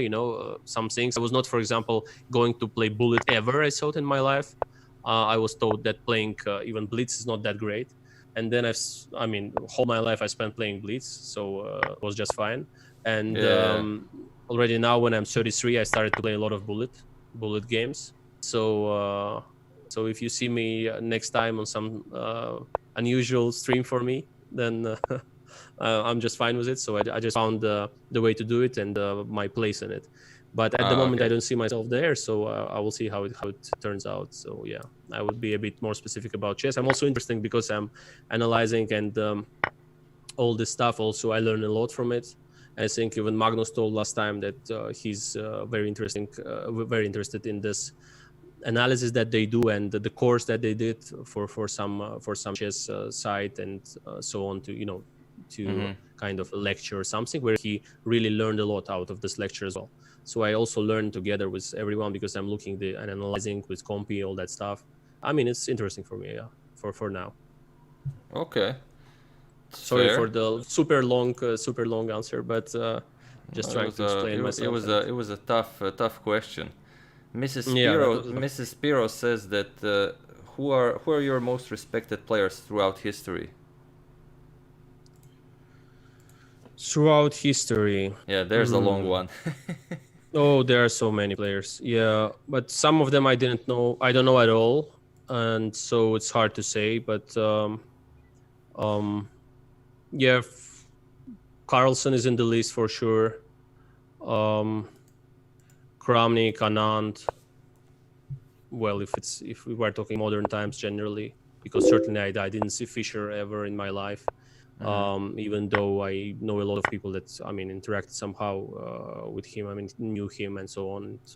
Judith even worked with him for some time, and many players played against him, of course. Karchnoi, of course, I knew for a very long time. We had a training session as well. So when I was young, when I was a kid, more or less, I was 10 or 11 or something. And we had a training session. We played a lot of Blitz games. We studied a lot. Really a lot of stuff. I had this love for the French defense. He was also the adept of the French defense, always like the opening. And it was fun sessions. So of course he's a very respected as a chess player, as a fighter. I really, think that he's one of the greatest in history, even though he didn't become the world champion. Yeah. All the world champions in general, they're very interesting personalities, like characters. And generally, if you say as a person, Kramnik and Anand, they're very friendly in general, always. So so it's very easy to have all the small talks with them, discuss anything in the world, any subject more or less. And they're very intelligent people and very very funny in terms of trying to talk about different subjects. So it's kind of fun always talking to them. Of course, if we're talking the champions, I don't know, depends. We're talking about who exactly was it, the champions, or just generally the top players? Yeah, I think it was a pretty vague question, but I think you covered. I think I've mentioned already ones. Too many players. I've mentioned already too many players, but certainly I'm sure. For example, Tal was a great personality. I'm sure. From what I've heard and all the stories and so on. Life of the party. Yeah, he was kind of. He was super champion. All this match against Botvinnik is just something that every move is just different, you know, because you were taught to play classical, and now comes the player that just plays something very unusual, looking at the time like kind of stupidity, but in fact it's just a great play with you know, supported by the great tactics, and then just change the entire world of chess, you know, and change the entire, you know, perception of the what is the classical play, or the understanding and so on, and how tactics matter, and the rest. Bronstein, I think, was a great one as well. I mean, if you want to study the games, like of the most exciting players, I think it's Tal and Bronstein. I mean, the first names that appear there. I mean, when you're just thinking about it, because Bronstein was also kind of a great guy, and his books are amazing. I don't know if you read a lot of his books. Now the mate is coming, is it? Oh, yeah, he missed it. He missed it. I didn't, but I started with the 1953, the Great Zurich tournament. Oh, yeah. I've heard that one is like I've only covered the 2 games, and then I stopped. I was planning on covering the entire tournament for the channel. But even in the first 2 games that I've seen, like, he explains like a lot of stuff, like too well, even for my skill set. He says, I don't know, when he explains the weak squares, I think in game 2, I think it's some game between Keres and Najdorf, I think. He says that a lot of grandmasters at that time did not really understand weak squares, and then he just explains it in the game, and it's like, I mean, it's a bit overwhelming. Yeah, but I mean, he has some books in Russian as well, where he plays, I think, David against Goliath or something like this. That where he explains his play against computer and the engines of his time there. Like he had, I mean, recently, more or less, it was like, okay, more or less recent book. I mean, I don't know, maybe end of 90s, maybe 2000s or something like that, I guess, around. And yeah, he was explaining the games, and it starts from the first move, and he starts to explain like all the subtleties, how he sees the game and all that stuff. I don't know if it's translated to English, but it's something really outstanding. It's like, I mean, it's like I don't know. It's not all about, like you said, like all the subtleties of the lines or the openings and stuff, but it's like all together kind of like a fiction book, and the book on openings, the book on general understanding, the way the engine thinks about chess. I mean, all the aspects of chess are just taken to the whole new level and with the different perspective, and generally just. I mean, unbelievable. When I was reading it, it was like a fiction book plus chess book plus like everything in one game is analyzed like if it's I don't know, a movie or something. It's like just amazing. Lord of the Rings. Very unusual. Yeah, seriously. I mean, it's like, I think we miss certainly guys like them. I mean, there's Bronstein or Tal to explain chess in a different way. You know, I mean, it's some kind of like genius touch, or the kind of vision that they had towards the game, towards the positions, towards the understanding, and the way they were looking at the game. You know, it was like kind of every game was kind of the celebration for them. Of course, they were nervous, they had stresses, they played matches, it was hard, and so on. But it was a different perception. It was a different kind of players. They were different kind of professionals, because now professionals are like, the stubborn guys who are always studying a lot of theory, like looking at the positions, know a lot of stuff and so on, even though sometimes certainly creative, but we still can't compare them to Tal and to Bronstein. They were like fantastically kind of creative guys, like every position would be like kind of painting or something that they would think about and find some unusual idea. No, I don't say that nowadays players, certainly the top elite, I guess it's much stronger now than the elite of those times, even though it's very bad to compare because they didn't use computers, so it's unfair competition as well. I mean, we have made a huge leap in the theory. We have made a huge leap in this, all this technology that works with together with the chess players in home preparation and so on. So it's very different. But these guys, they were. I can imagine that, for example, Fischer would be much stronger now compared to what he was at the time, and he would dominate the rest of the field with a even bigger gap, because he was more or less alone, fighting against everyone, like in the Soviets, let's say. And on the chessboard, doing this alone when you have only the chessboard and that's it. But imagine him having the engine. I think he would be extremely strong. Like 10 times stronger than he was at the time. I mean, that's what I feel. I don't say, of course, we can't really make an experiment on that, but I'm sure he would be, because I mean, alone he was studying and was playing very closely to the computer's level, and without the engine. Don't forget about that. Just playing, almost alone, sometimes with some of his coaches, but sparring partners, but not that much, compared to Soviets, let's say. And he showed fantastic understanding, and the games, of the quality of the games, it's amazing. So I feel that the champion like Fischer, for example, of his time, maybe Tal as well. Tal, I'm not sure, because computer would probably not influence well his type of play. Yeah. But Fischer, I think he would be the much improved version of, because imagine Tal, sacrificing all his pieces and getting defended in every position. Like he would just have a disbelief in his attacks. He would resign chess. Yeah, he would maybe say, like, at some point he became kind of player like this when he was playing already in Montreal, I think. And he was kind of player. He would say that, I would beat myself when I was 20 years old, like, I don't know, 10-0 in every match. But it's not true, because he was super strong in this tactics, and the passion to win the game and to just smash the opponent and destroy, and but do it like in a very beautiful manner as well. I mean, it's unbelievable. I think I would be very happy to, let's say, to have some kind of just a glance on the way he was approaching chess in his times. It's very hard through the interviews and so on, because it's a different perception, certainly. So it's would be nice. Someone asked here in the questions, how did you become so strong at such an early age? Like, what was your recipe?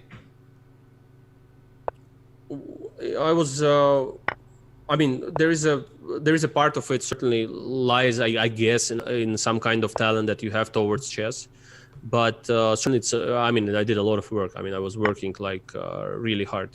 So I think, like all of the chess players in general that are up there at the top, let's say, not even now, but if they were at some time ago, or ever, I think they worked a lot. So there was a lot of work, and maybe also depends what kind of work at the time, because for sometimes you just work on chess, but it's let's say you're studying only openings, and then you are just bad when you're playing your own chess. You just general chess, when you have some unclear position out of the opening or some other move that you have studied, and then you are kind of freaking out because you just know the theory and all that stuff. You have learned everything, but you don't know what to do when the play starts. So there is a kind of balance that you have to find out for yourself and with the coach, maybe.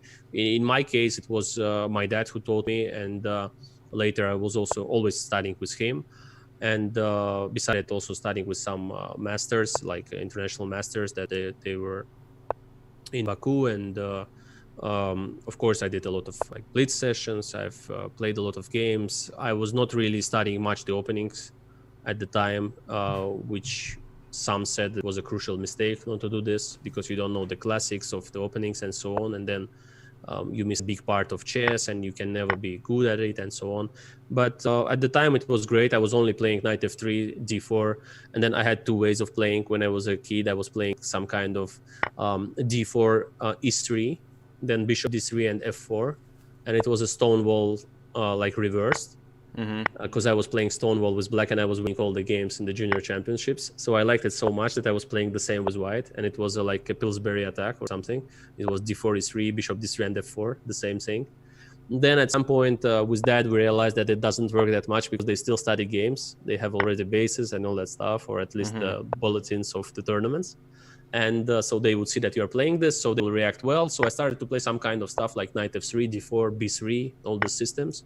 And since my childhood, they became kind of my main opening. But then certainly when I moved to the classical super tournaments, I had to change something in the repertoire and learn the general theory and start to play this. So general advice would be just to study a lot. seriously. But a lot of tactics, a lot of solvings, a lot of looking at the classical games, the openings. But do it like a kind of general thing, not just one thing, not just tactics and you don't know what you do in the opening at all, But it's better than knowing what to do in the opening and not knowing what to do in the middle game. Like, for example, position like this. It's better that you're a tactician with both sides than you are the super theoretician that will just think here for 1 hour and play a3 and resign. But isn't it always better? It's not always better, because sometimes, for example, when you are on the high level, let's say already, I mean, do you mean like, is it always better than what? Like to be that good you're at a better, tactics? that you're a better tactician than a better opening preparator, let's say.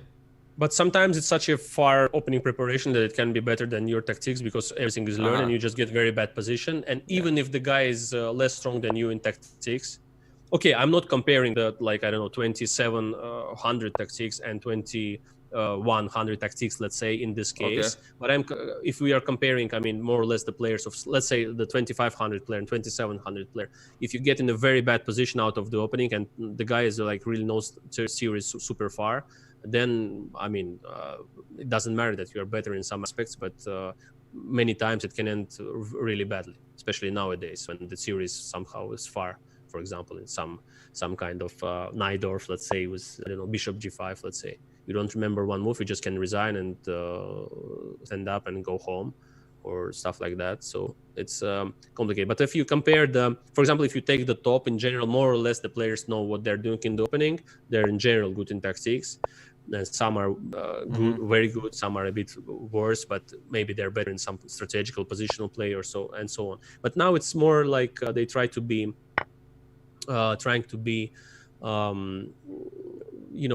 generally well educated in all these aspects of the game, because now if you are playing badly strategically or tactically, normally maybe you are not on top.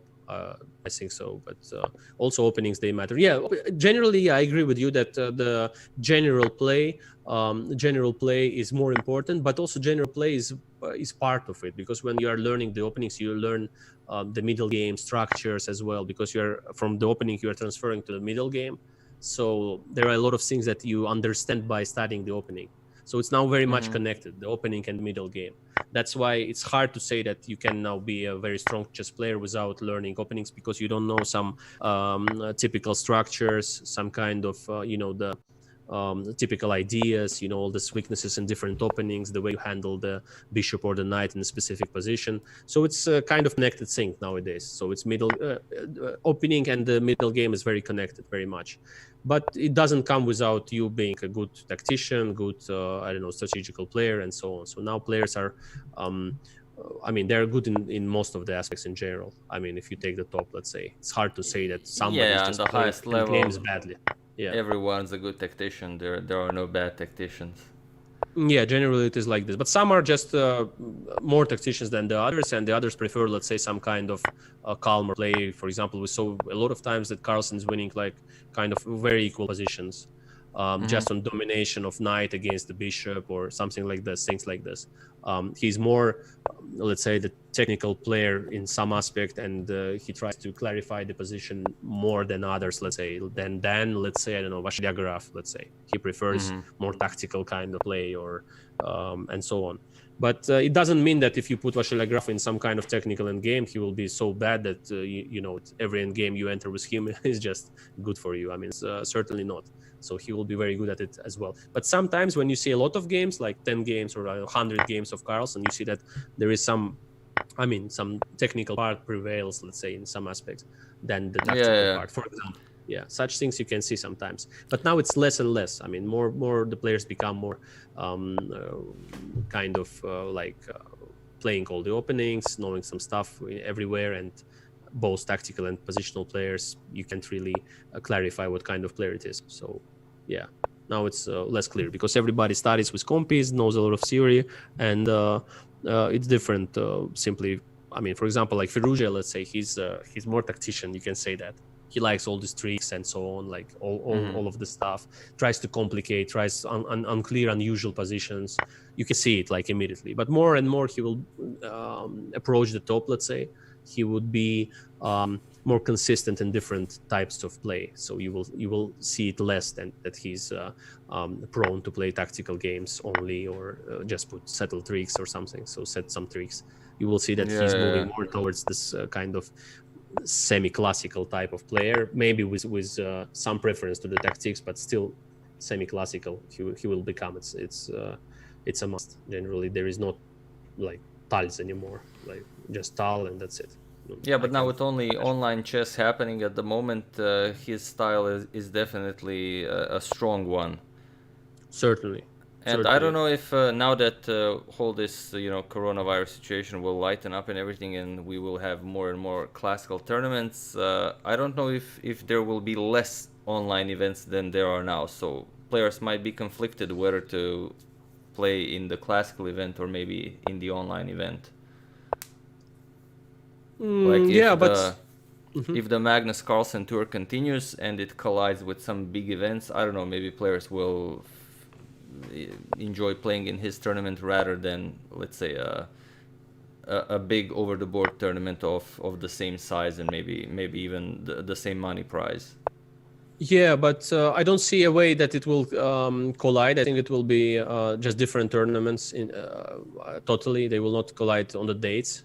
And as from what I heard from Magnus' interviews and generally that I know, from what I've heard in general from other players as well, the idea was to make these tournaments played when there is no classical chess. So it's that was the idea. Okay. Yeah. So it was kind of thing that you do when we can't really play the classical chess. So that was the point. That was the idea. And it's hard to imagine that, for example, when we have these OTB events, why not organize this type of events, but OTB? I think it would be a great idea to make kind of tour like he did, but over the board. And I am sure that a lot of players miss classical chess. For example, I myself, on my own also, I would be very happy to play in the classical tournament in general because you have this different feeling and so on. But these online tournaments, they're very good thing for this time that we have now to still be in professional chess and play all these tournaments. And I think it's a good thing anyway. But I hope that the best hope I think for the entire chess community is that they keep these tournaments together with the classical ones. That they don't overlap. Yeah, that would be great. That would be amazing thing because this one is like a $1 million tour. Not many tournaments have this kind of budget in general, even OTB tournaments. Yeah, so this is a great thing. Yeah, but I think they will try to combine them. They will not put them on the same dates and so on. If they still manage to make such tournaments in the future, I'm not sure that they will put them any kind of there will not be any kind of this sorts for the top chess players if you play there or there. I think they will not decide on this. It will be just clearly different tournaments. I guess this will be yeah, hopefully they will stay, hopefully. But we will see what the sponsors say also after this tournament. I don't have any feedback. Probably they have, of course. For example, Carlsen, he's also like involved in one of the platforms. So generally he's contributing to it a lot as well. So probably he will keep on doing this because revolutionizes in some way this platform. So I think it's the thing that he wants as well. So probably this will stay. Yeah. Having this feeling, I don't know. It's hard to say because I don't know his plans and I don't know the feedbacks of the sponsors. But at the moment, if they give $1 million for all these tournaments, I guess they want to try at least. So why not? It's very important for chess. Yeah, it's for the entire tour. It's 1 million. Yeah. Yeah. Yeah, that's decent. Was clutch chess in there? No, I think not. No, it was a separate tournament. Yeah, I think it was a separate one. I think it was the Magnus Invitational, then the Lindores. Now the third one will be the Chessable Masters. I think it was called Chess Masters. Then they renamed it to Chessable Masters, and then maybe two more. Yeah. So altogether, it's like close to 1.5 million in like a few months' time, more or less, that they found on this. I think it's like $1 million for 5 tournaments. It's for the tour, is it? Yeah. But if we take into account the clutch chess, is not tour, right? Now I don't know if clutch is a part of the Magnus tour. I think it's part of the St. Louis Chess Club or something. So. Yeah. It is. Yeah. Yeah, it's connected to Sinkfield and so on. Yeah. So so imagine, I mean, this 1.5 million just came to chess like in a few months, more or less, altogether, if we combine all these prizes. Yeah, but I mean, think it's easier to give a bigger prize fund for an online event. I think there's just less arbiters, less everything, less accommodation, less. Much less, yeah. You just give everything into the prize fund, and the rest is organized. Yeah. It's completely different, but there are different problems as well with this. Yeah. Yeah, one thing I hate about online chess is that there are no photos of players. Like high quality professional photos of players from tournaments, which is something I very much enjoy. Yeah, that would be kind of forced in pajamas, yeah. Yeah, he just the webcam and Magnus in his shorts and stuff like that. But this is possible to improve this in general, I think. I think it's possible to improve on this. So it's a matter of time. How exactly would you improve on it? I mean, everyone has like the great cameras or something that makes this. You mean just to improve the video quality. Video quality, the cameras in general, maybe make some photos from the different angles that can be, can be done, on a distance, by some computer guy or photo guy, sitting together and doing all these shots during the round. Or stuff like that. I don't know. Some things probably are possible to find, and maybe in some cases, in some countries, maybe the situation will be fine as well. So they can take some photos, let's say, I don't know, in Norway, and then when the situation improves in some other country, I don't know. It's very hard to say now. It's really complicated with all this situation. I mean, but for now, it's a good thing. I mean, for chess, it's a great thing. Certainly, I was surprised very much that he found so much sponsorship so fast for this tournament. It's very good. I mean, it's a great sign. Yeah, even I really felt like it just happened overnight. Yeah. Like it was like this is canceled, the candidates are canceled, there's nothing happening now, the Grand Chess Tour is canceled, and then all of a sudden there are like tournaments for the entire year happening. Yeah, like here is the 1 million. Okay, guys. Yeah. Let's start the series. Yeah. Have at it. No, it's cool. It's very cool. Okay, so we are not looking at the games, but we have to. Okay, but next time you join, we are going to concentrate more on the games. Yeah. But I mean, it's fun to talk, of course. I mean, it's certainly it's pleasant to touch some subjects because it's not only about the games. Certainly, I mean, it's fun to watch, but I mean, it's like so many games here as well that you can't concentrate on all of them. Yeah. My brother-in-law is asking me, it's his birthday today, if he can play one game against you after the tournament is finished. Yeah, of course. If I'm not sleeping, for sure. Well, the tournament is over in 15 minutes. Oh, okay. So yeah, of course, sure. And but then we will discover your secret Leech's handle, or maybe. Oh yeah. Actually, yes. Yeah, maybe you can make another one, or something like that. Yeah, or I can play against. We can do the other one, but maybe with some other platform we can do there. Yeah, we'll do that then maybe. You almost blew your cover. Sorry? Yeah, you almost blew your cover by accepting the challenge. Yeah, but I just saw that we can do it anywhere in general, but then you got me back to earth. And no, of course, at the last moment when I'm entering the arena, I can... but I have a way how you can do it. I have a genius way how you can do it. Okay, I play with his handle. No, I'm going to challenge him to a game, and then you will tell me the moves you want to play. So it's like a hand and brain, only you choose both hand and brain. Okay, one of the possibilities, yes, why not? Yeah. As you command. I think that will work well. All right, and this is his second present. Actually, he already got a present. So you're working hard at this, but did he make a good present for you? Oh yeah, he always makes the best one. Okay.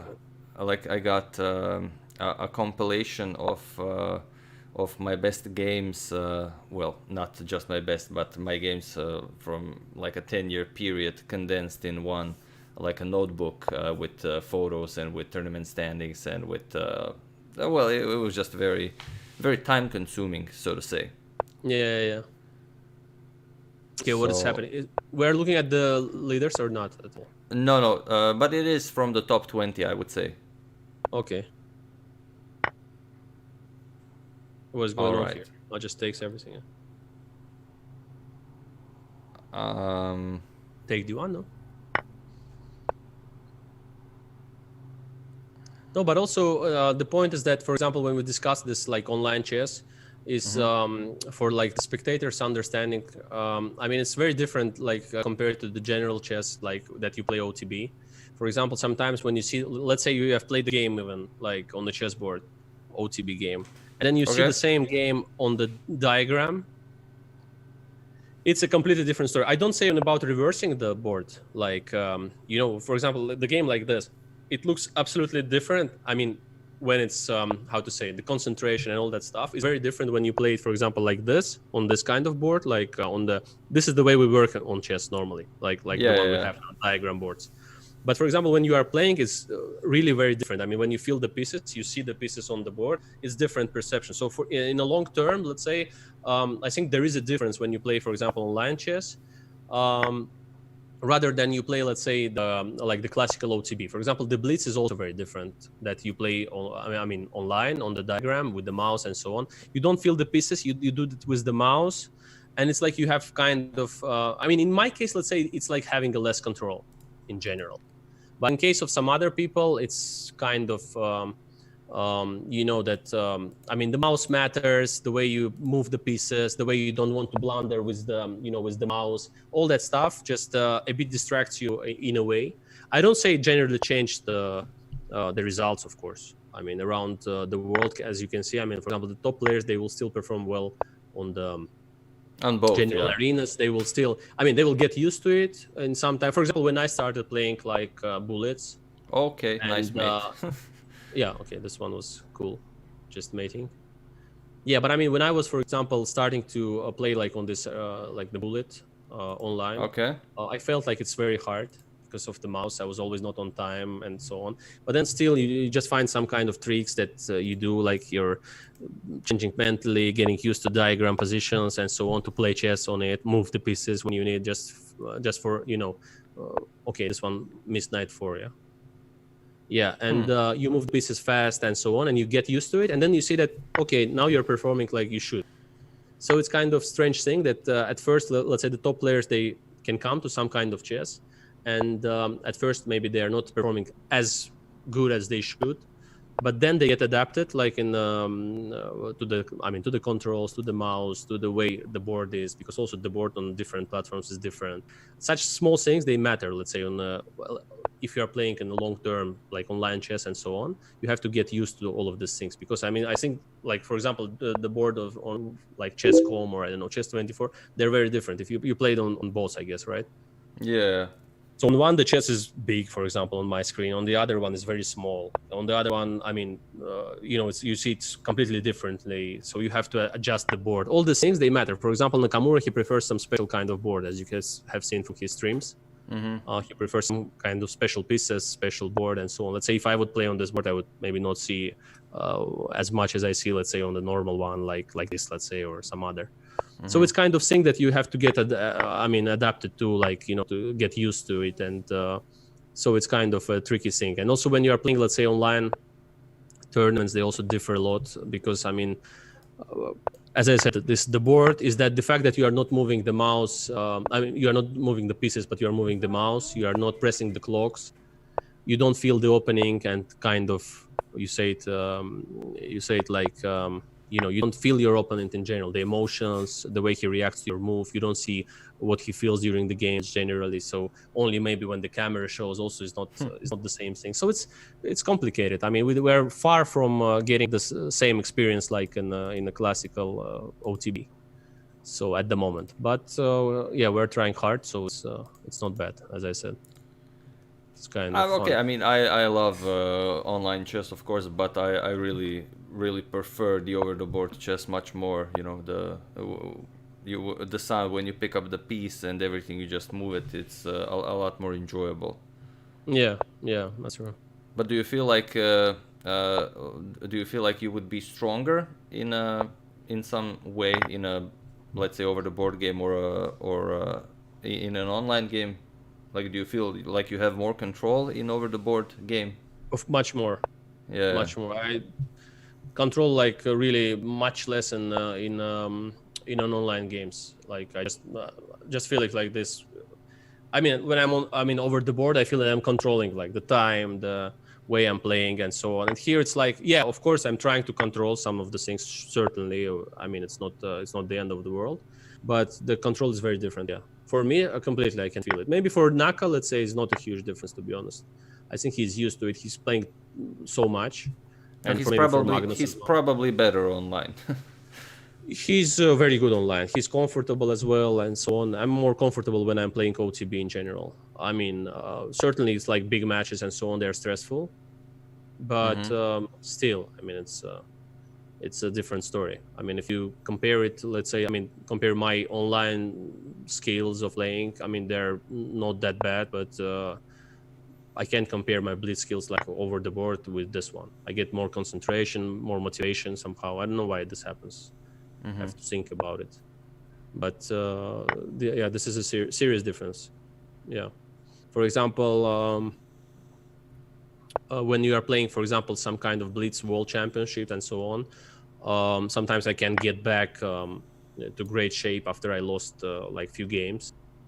And when I'm, for example, playing online and I lost some games, I just can't come back normally. I don't feel like I will come back, like just different feelings. And there you just walk around and you do something, you just come back again, you touch the pieces differently, and then you start to play different, and somehow you get this kind of, you're shaking yourself and saying that, okay, you should do this and that, and somehow you're getting back. And maybe this feeling of the pieces, I don't know, that you move the pieces with the hands and pressing the clocks, sometimes you do it faster, sometimes here you always do it more or less routinely the same with the mouse and so on. You don't feel that you've made the move. I don't know, for me it's a different feeling.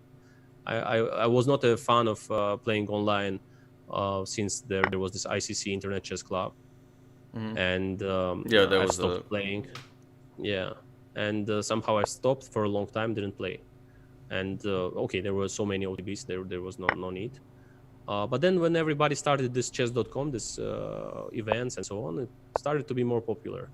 And also a long time I didn't enter at all, because I just didn't like this kind of thing. I know it's not my natural thing. But now I can realize that I have to work on it. I mean, just change my perspective on this and try to do better. But it's still not the same. I don't feel that I'm controlling it the way I should. I don't know if you understand what I mean, or No, I do. I also prefer over the board much more. Like yeah, I feel like I'm having more control simply. Yeah. yeah, there's no better way to phrase it than that. Yeah. Okay, so what is this? Okay, this one, he's attacking with black even though he's 2 pawns down. Yeah. Yeah, he has to. But now he got a good one, yeah. Queen h3, it's queen not- g4 maybe. Yeah, and also can black get that bishop into the game somehow? No, but now they don't need it. Okay, yeah, they don't need it. But he didn't have too many moves, to be honest. I mean, it's like queen g4 and then bishop h7. Yeah, he wanted somehow to queen e4 and bishop d5 Yeah, to get the piece out. And yeah, it's a very important game for the standings, so he will play it out. He will ask for a checkmate. Okay, even that. Very nice. If only there wasn't the pawn, it would be a stalemate. It would be a stalemate, yeah. Yeah, But what not can here. you do? Okay, so this is the standings. 5 more minutes till the end. So let's check out. We probably have time for 2 more games, and then it's tournament is over. So leader FIDE Master Blank 37 versus Column 2007. Oh, he's leading there. The blank 37. Yeah. Is the number right to his clock? Is the current The current standings, yeah. Tournament position. If you hover over it, it says current I see it tournament now. rank. Yeah. Yeah. So what's going on here? Ronaldinho says he is preparing. Very nice. No, but this one is what is going on? Knight f4. Now a double check, knight f4, Yeah. followed by queen g2, and you sacrifice the knight, or no? When? You mean after king g3? Yeah. Just take e2 maybe. Ah, okay. Yeah, but then he. Ah, okay. Yeah. Yeah, it's As a it check. comes Yeah. No, with I mean it's a check yeah, to yeah. white's king. Yeah. Yeah. That's the stuff. And also the knight is pinned, so. Yeah, but also I mean, after just queen g2, king g3, king captures f4. You don't have g5. I thought g5 was checkmate. Okay. Yeah, it's still far from mate, because king g3 is also there. Yeah. Okay, so we still have a bit more time. Let's check out a game by someone we haven't seen. Upo 6110. Okay, we haven't seen his game. Yeah. Again against blank. Okay, so we accidentally chose a game against the leader again. So it's the next game of his, yeah? Yeah. He's up again. So fast doing this. I want to learn from this guy. Yeah. No, I mean seriously, it's like 10 moves and he's piece up. No, but not completely winning, yeah? He's a blitz specialist, probably. Yeah, I mean, I don't know, somehow he's doing it super fast and collects everything. Look at the way he... Yeah, now he threatens check and capturing the queen. He will play some f3 and probably be very happy about his position. Yeah. Or that. Yeah. Rook d7 somewhere. Now, maybe. What, he wants rook g4, but it's not much, if anything. No, but at least some chances. Maybe rook g4, some h4. But rook d7, yes. The guy's monster. Rook takes g7 now, even possible. Ah, yeah. And then bishop g7, rook h4, bishop f8. Ah, they've both berserked. Now everything is for that couple of last points. Okay, so yeah, he's... but queen g7. He's not afraid of queen g7. Yeah, but rook g4 and blank. Okay. Blank is leading. Yeah. This one as well. That was fun. I don't know. He's doing it right somehow. Just getting all the advantage like so fast. So he gets the first after winning this. Pretty sure, but maybe there is time for one more, but I don't know if anyone can catch up to him. We'll probably see, but all right. So he takes this win, and yeah, he's first with 80 points, and there is physics is good with 74, but he doesn't have the flame. You see, he won more than 3 in a row, and now he has the flame. If you have the flame, then you get extra points for a win. Like, you don't get 2 points for a win, you get 4. And if you berserk, you get 5. So I don't think anyone will be catching up to him. So we can check out one more game by him, as Yozarov was doing extremely well, but he lost his last 2 games. Yeah, so this one is uncatchable, right? The blanks. Yeah, uncatchable. But he's playing again and also has chance. I mean, in case he would lose the game, let's say. Yeah. No problem. But okay, it's so weird that every time I show like the last game of the tournament on the stream, it's against Bruno. That's amazing. Well, last time was it again this guy? Yeah. I think it was Hohaus versus Bruno was the last time we've had it. Oh, but this one is also comfortable for him. Just played before and all this stuff. Yeah, still better. Yeah. Yeah, but the guy really plays good chess in general. So, knight a5, knight b3, winning again. You cannot even stop this. No, but I mean he's like, really playing good chess simply. I mean, from what we saw at least. Yeah. Knight is coming. Yeah, okay. And this one he will play h6 now, retreat somewhere. Yeah. Queen g5, h5. Oh, he's playing, good chess. Can I say? Fast and strong. I mean, look, queen f6, queen g5 next wants to play this, but... he gets the f6 pawn, but not more. Okay, and now to realize the extra pawn. Yeah, no, The extra exchange. no, but he will convert it smoothly. I mean, it's f6, rook 1, d4, everything is coming. Well, I mean, the guy is playing just good chess. I mean, I don't see how he will not win this. It's just, yeah, it's destroying.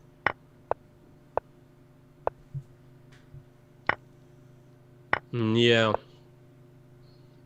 I don't know what to say. This guy's, where is Liechtenstein or whatever it's called? His, Yeah. what is the nickname of Magnus there? Yeah, I think it's Doctor. He has a couple of them, but I think it's he was going with the Drankenstein for a long time, but then he switched it to Nichterstein. I think that's like the sober one in Norwegian. So he was Drankenstein first. Yeah, and then he switched it to like Nichterstein. I think it means sober, but I could be wrong. Okay.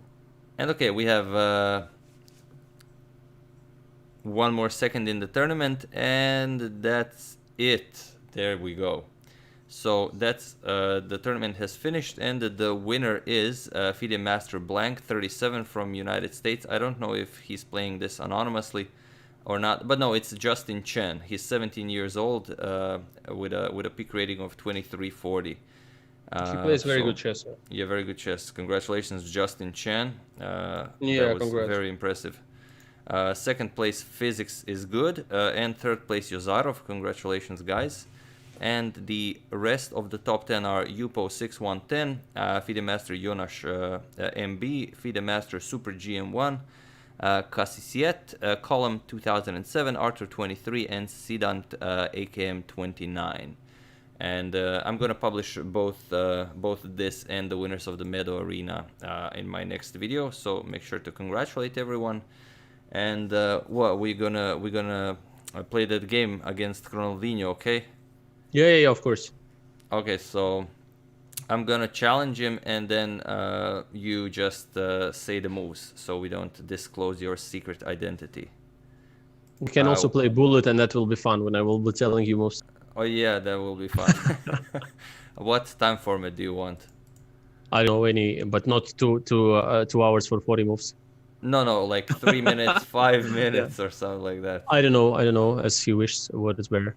3 maybe. Faster. What do you want to play? Just check him in the chat. 1-0 is also good. I will tell you the moves. Okay.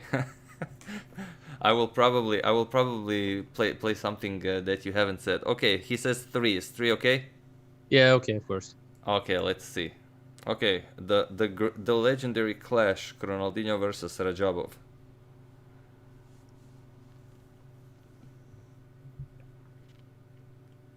All right, and the challenge is accepted. All right.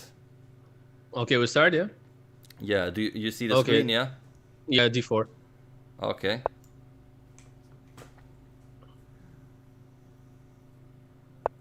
All right, he's C4. here. C4, yeah? Mm-hmm. Okay. Oh my god. Okay, knight f3. We will lose on time, it's sure. Knight d4. Oh, he knows stuff. Knight b5. C takes. Okay. Now I'm feeling that I'm controlling nothing at all. E3.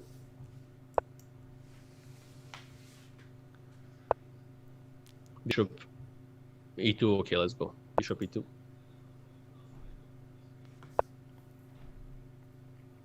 The guy knows all the stuff, or what is going on? I'm resigning. Okay, so let's go. I don't know, knight 5 to c3. Okay. 5 to c3. I can resign, I'm sure already. So this one looks not that good to me, especially as a King's Indian player. Okay, knight d2. Let's see. Okay, let's go g4. Okay. Let's have some fun. If we lose in fires. Yeah. At least. H4.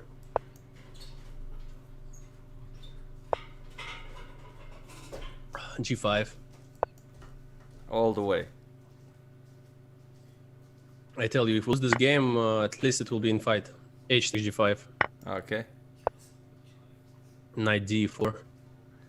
Knight D E4. Yeah. All right.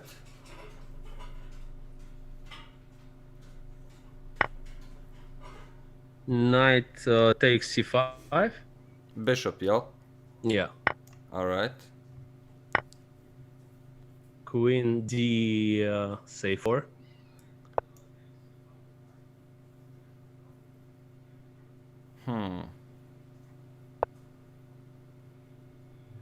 Okay, we're losing on time simply. Can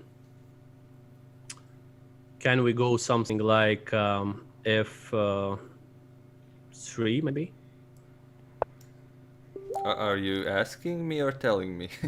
Yeah, I think I'm telling you, but not sure now, because we're too slow, as Frestine would say, or Carlson, who is telling that, you know. Rook G1 maybe. Let's go Rook G1. Rook G1. I'm more asking you because I'm not used to playing this King E2. Yeah, I've never tried this actually.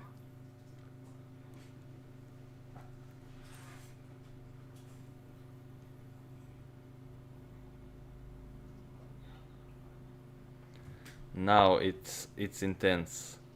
Yes. So E4. Queen F6. Bishop E3.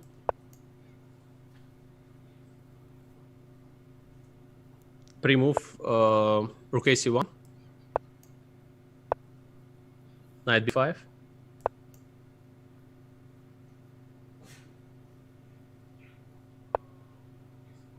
Rook C7.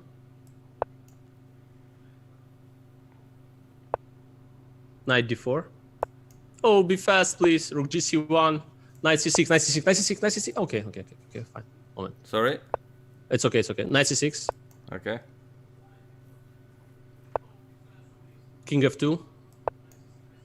Knight E7 pre-move. D6. Rook H1. Rook H1, Rook H1, Rook H1. Okay. I know it's your nephew, but still Rook H1. It's a long board. F4. EF.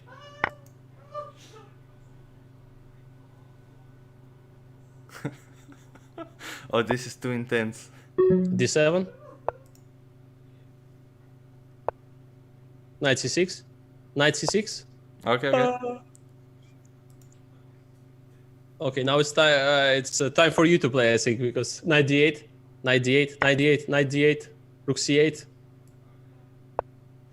Oops, Okay. Knight F7, Knight F7, Knight F7. Yes. King F3, F3, F3. Okay. D8 Queen, D8 Queen, D8 Queen. Wait, no, why did you pre-move for me? Oh, I thought you wanted to. It was a mate. No, he resigned. Okay, thanks to Ronaldinho, he resigned, but he was going to win this game for sure. Yeah.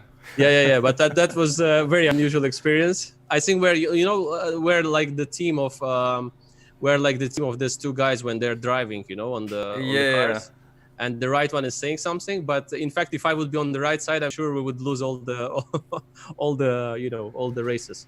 Whew, this was super stressful for me, and I wasn't even playing yet. But you see, it's what the online chess makes out of the person. It's like you are stressed out because you can't move something or somewhere you don't see what your opponent is doing. And for example, in the real chess, when you see here, this moment, here you just here it was clear you're playing your nephew. Why? When you played knight takes d8. Rook H8. I was sure it's all fixed and prearranged after this. Yeah, Rook H8. Wow. No, okay, anyway, it's fun. Yeah, but thanks we didn't accept the 1-0 challenge. Yeah. So no, but that's fun. But we can actually do this stuff. Maybe let's try something to set something up. Like always wanted to do this. Maybe we can do this in general as well. There's a blindfold chess and stuff on some of the platforms. I think you can play blindfold. Yeah, every platform has it. The blindfold, right? Yeah. And the spectators, they see the real board. Do they? I don't know. I'm just asking because it's a different type of interest when you see the chessboard, just the general chessboard, and how it is in real, and the one that is a blindfold chessboard. I mean, of course, it's much better for the spectators to see all the pieces on their squares normally. Yeah, like it is. it wouldn't really make sense without. Otherwise, it's not fun at all because you are not following anything. It's like you don't know. You have to see it like on a different board. Like for example, there were this Amber tournaments. I'm sure you are aware of them, right? Yeah, the Amber. All the Ambers. Like we were playing like Rapids, some Blitz, and as well the blindfold chess. And the point is that after you have played the blindfold chess, then you were coming to the normal game, and then you would play in this normal game with all the pieces on the board. You could see them, and it would feel like any position is winning with both colors because you see the pieces now. I mean, it's so easy now. It's much better, and that's why all the guys they were. I mean, coming there for the first time for this tournament, you would just come there and lose almost all of your games after you have after you have played the blindfold. Because you feel so excited that you see pieces now and everything is fine that you just simply play so badly the normal game. You also forget the fact that your opponent is the pieces, not only you. And so you just get this kind of positions and everything looks fine after this. And at some point, I remember I was playing Carlsen in this blindfold game, and I won a piece. I tricked him with some kind of combination or something, and he lost his bishop. And I was having something like e6, e7 or something, promoting to queen, completely winning. And we both knew that I'm completely winning, but at some point, suddenly it happens this sometimes in the blindfold chess, in the very complicated games and so on. I just forgot where all of my pieces are. And I'm just thinking, what did I do? How did I manage to forget where most of my pieces, I forget where they are, exactly where is the queen, where is this and that. And so I'm just moving, e6, e7, and then he resigns because he thinks that I know where everything is. And I was happily just celebrating the win. But sometimes these things happen. So, I mean, it's very different from the normal chess like we play, like online and so on. But I think it could be a great fun as well. Yeah, not many players are playing. I think we should do something like this. This is really fun, especially if the spectator sees the board normally. This is important. I'm gonna have to check up on that, as I'm not sure. Because I tried the blindfold chess once. I tried it like for bullet and something just to see if it was possible. And you can click on the squares, but I don't know where the other position would be for the spectators. But it would be strange if it would be also blindfold. Yeah, I don't think it would. Yeah, probably that would make no sense. Yeah, I'm gonna have to check for that because for that to exist, the website would have to have it like implemented, especially for streaming. Because without streaming, it wouldn't really have any purpose. Yeah, but that would be interesting to set it up somehow because it's fun. It's like it's still, very good games. Sometimes were played. I remember on this blindfold tournaments. Sometimes even better than the normal ones. But it's a lot of fun when you forget. For example, in one of the positions in the Sicilian, Svidler had a6, a5 pawns, like in the position we see on the board. Okay. Like instead of b pawn, he had a pawn on a5. And at some point, I was thinking on my move. Then, with a very intelligent face, I went knight b5. He just took a takes b5, and I said, okay, okay, goodbye. And the whole game, just went astray. So such things they happen. In the Amber Rapid, it was where Karpov blundered queen to Judith Polgar. Like he just played, something like queen f1 or something, and she just captured it with the rook or something like that. Yeah, but also this excitement of following such games is that at any moment the blunder may come. Like just any moment. Compared to the more or less generally good games in the Rapids and so on, even though there it happens as well, especially when the time goes low. But you don't compare it to this because here anything can happen. Even kind of winning position can be ended just in one move because you forget where the queen is or the bishop is. Yeah, but there is a simpler way you can do this online. Like you can just put on a blindfold and someone else makes the moves, and it's you don't even need the blindfold option, Yeah, but it's somehow more fun, no? I mean, when the player moves himself this once, and I think it should be. I wouldn't know, but most likely, yeah. Yeah, I guess, but I don't know. Yeah, it would be nice, but especially like 2-on-2 in one position or something like that when it's getting too complicated. because you just follow your like kind of your friends' moves. You more or less follow them if it's possible to make it, like with the cameras or so on. That you see what he did, so you have to play it out in your head, and to play out the the move of the other opponent. You see what I mean? So it's twice as complicated. So it will be much more blunders. Probably, yeah. Because you will see the move of your like companion that's playing for you, like partner. Okay, well. so you feeling sleepy, tired, or are you up for another game? We have one more challenge before we end the stream. If you're feeling up. Yeah. To it. Okay. Let's do it. Let's do it. All right. Let's see if Yozarov is still here. But we're gonna do it like a 5-minute game now. Okay. Yeah. Yeah. Okay. All right. Yeah, 3 is just in 3 I'm just gonna ruin your game by pre-moving. Okay, something. let's play e4. All right. No, but it's anyway still it's like it's like twice what I was telling you, knight f3. Now it's not that I'm not even moving the mouse. It's just I also have to see what I'm doing. c3, let's say. Yeah, it's weird. d4. Yeah, but it's only because you have a secret. C takes, yeah. Yeah, I guess. It's only because you have a secret identity. Well, I mean, depends, yeah. Because I mean, you think it's that if I would play with my handle, I'd be much faster, yeah, at least. Yeah, at least much faster. So e5. Okay.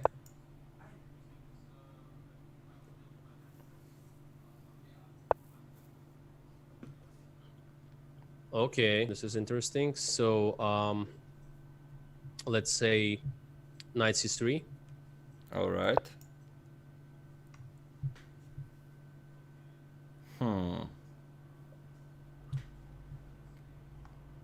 Already hard to say what is this. So let's go bishop b5. Let's have some fun. Bishop b5 is having some fun. All right. Kind of, yeah. Some. Okay, what else here? Let's go. Oh my god, I have to work on my chess. Bishop e3, let's go. All right.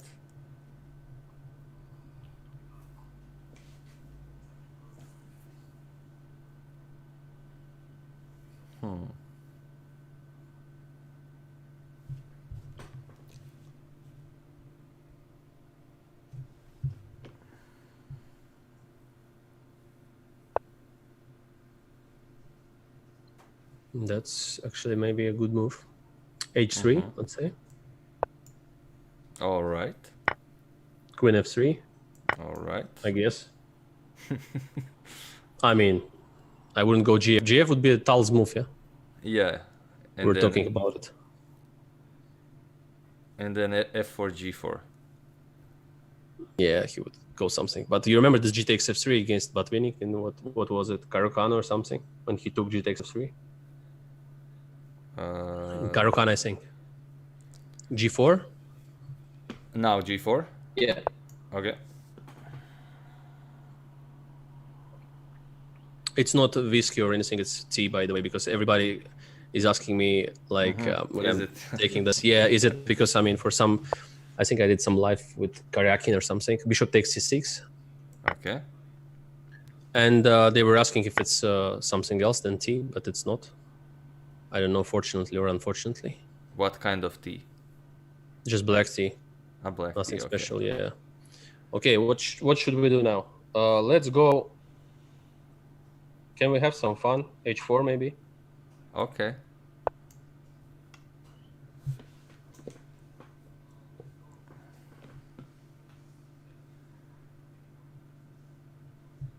This is already very, very intense.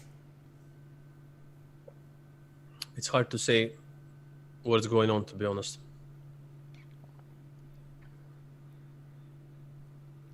At least after T. Yeah, it's the weirder Sicilian. It's a very weird position. I don't know what's going on. That's very good to hear. Okay, I don't really know what's going on, to be honest. Yeah. Probably I didn't do h5, let's say. Okay.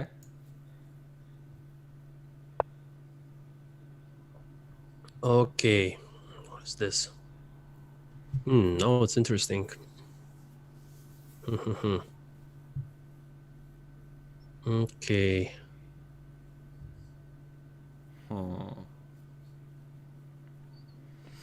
Yeah, it's interesting. What is going on? Yeah, glad I'm not playing this game. Okay, let's try some h6. H6, okay. In the style of Alpha Zero. Kind of. It is bad alpha zero, I would say. In the style of very bad alpha zero. In the style of Rajabov. Oh yeah. Oh yeah. That sounds more to the point. Okay, let's go castle short. Short castles, alright.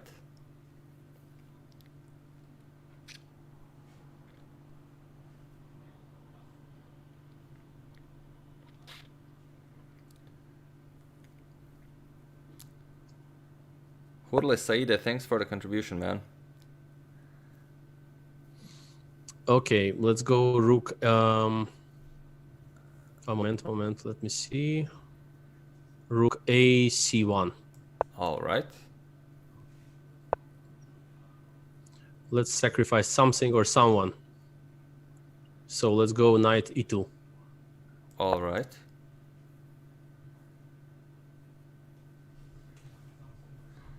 Ah, I see what you are doing. Very, very good. Not sure actually that it's so good. It's interesting. Okay, let's go some. Okay, he's playing strong actually. So what can I say?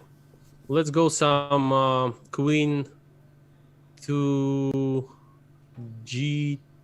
Let's see what he's up for. Yeah. Let's Okay. see. I think he's playing very strong in general. I like his chess actually. He's playing very good. He's my fellow King's Indian player. Yeah, he is. He really loves the King's Indian. f4. Alright.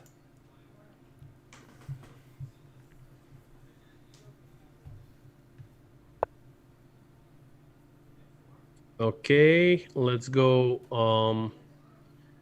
say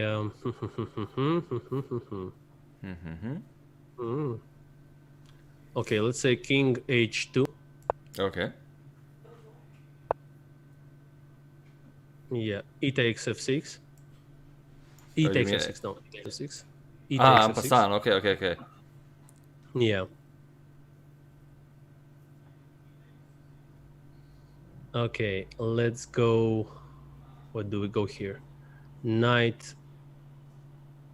Knight to g1.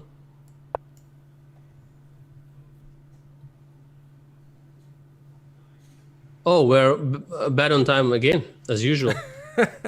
Yeah. That's the usual thing. Knight f3. Knight e5. F takes e5.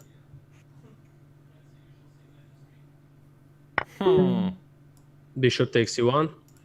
Bishop takes e1. Okay, okay. Bishop p3. Queen f1. Oh, queen d1.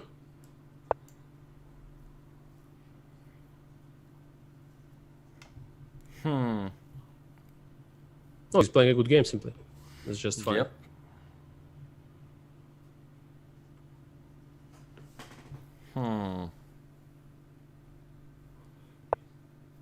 King g3. All right. Whew, this is super, super intense. Queen f1.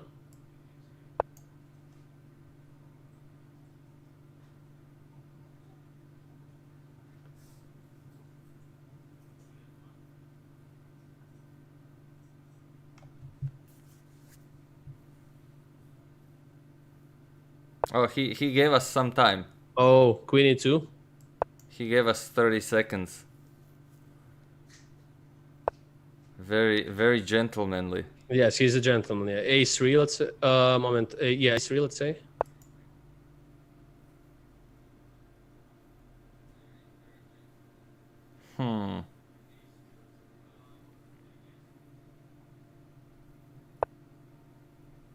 Queen f3. That was very bold with the queen b3. No, I think it's okay. I think. Cheryl, why not? Wow, he's playing really strong. I mean. Okay, what is this? King h4, let's say. Can we do this? Yeah, let's go with h4.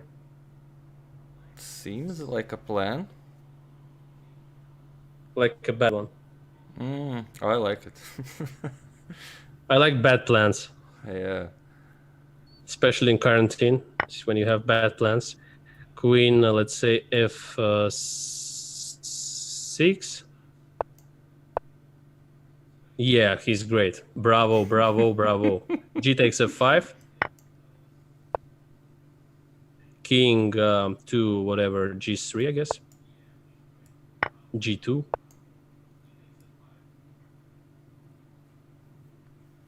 No, g3. Yeah, Okay. let's offer a draw. Let's be fair that he played a great game. Okay, we offer a draw. Ah no, he wants to Oh, continue. seriously, King g3? Yeah, Come he on, wants- we're old guys here. Two playing Okay. one game. Oh yeah. But we really barely saved this. Yeah. Thanks, Josara, for the game, but it was a great one, especially this Queen b3, Queen d3, and knight d4, knight f5 stuff. Yeah. It was. I thought he couldn't go for the for that to abandon the f6 square, but No, but I he guess gave us could. 15 seconds. He gave us 15 seconds No, when we were 30. already losing the He stuff. gave us 30. He gave us 30 seconds. Yeah, 15 and Oh my then God. 15 more. Yeah. In that position, it's like donation. Yeah, but most definitely. A big one. They tipped us. Yeah, okay. I think I should start playing from my account to try to beat Josarov in a match. Definitely. I think that's Okay, we'll do something about that. Thank you so much for the stream. Thank you. It was really pleasure. yeah, and thanks for joining. Hope to have you over for some more chess and fun sometimes. Yeah, I will also have all this banter blitz sessions and so on, so everybody's welcome to come there. Yeah. When I will be talking and playing on this before the Magnus tournament or after, depends where the schedule puts me there. Yeah. Okay. So let's see. Thank you so much for the stream. Thank you. Okay. Have a good evening. Later, man. Yeah. Let me just fix this. How do I do this? Oh, I still don't know how to exit this. I think it's... Are we still live? Yes, we are. Okay. So basically, I'm just gonna thank you everyone for joining, and congratulations to everyone who played, who won the tournament. We're gonna publish the winners, like I mentioned, and see you next Friday for the arenas. But we'll probably be seeing each other more in the streams over the course of the next week. See you soon, guys, and I will be now publishing a new epic video by AGADMATOR, so do check it out. It will be live in like maybe 5 minutes. So thank you, and thank thanks you. again. Bye bye. Thank you, Timur.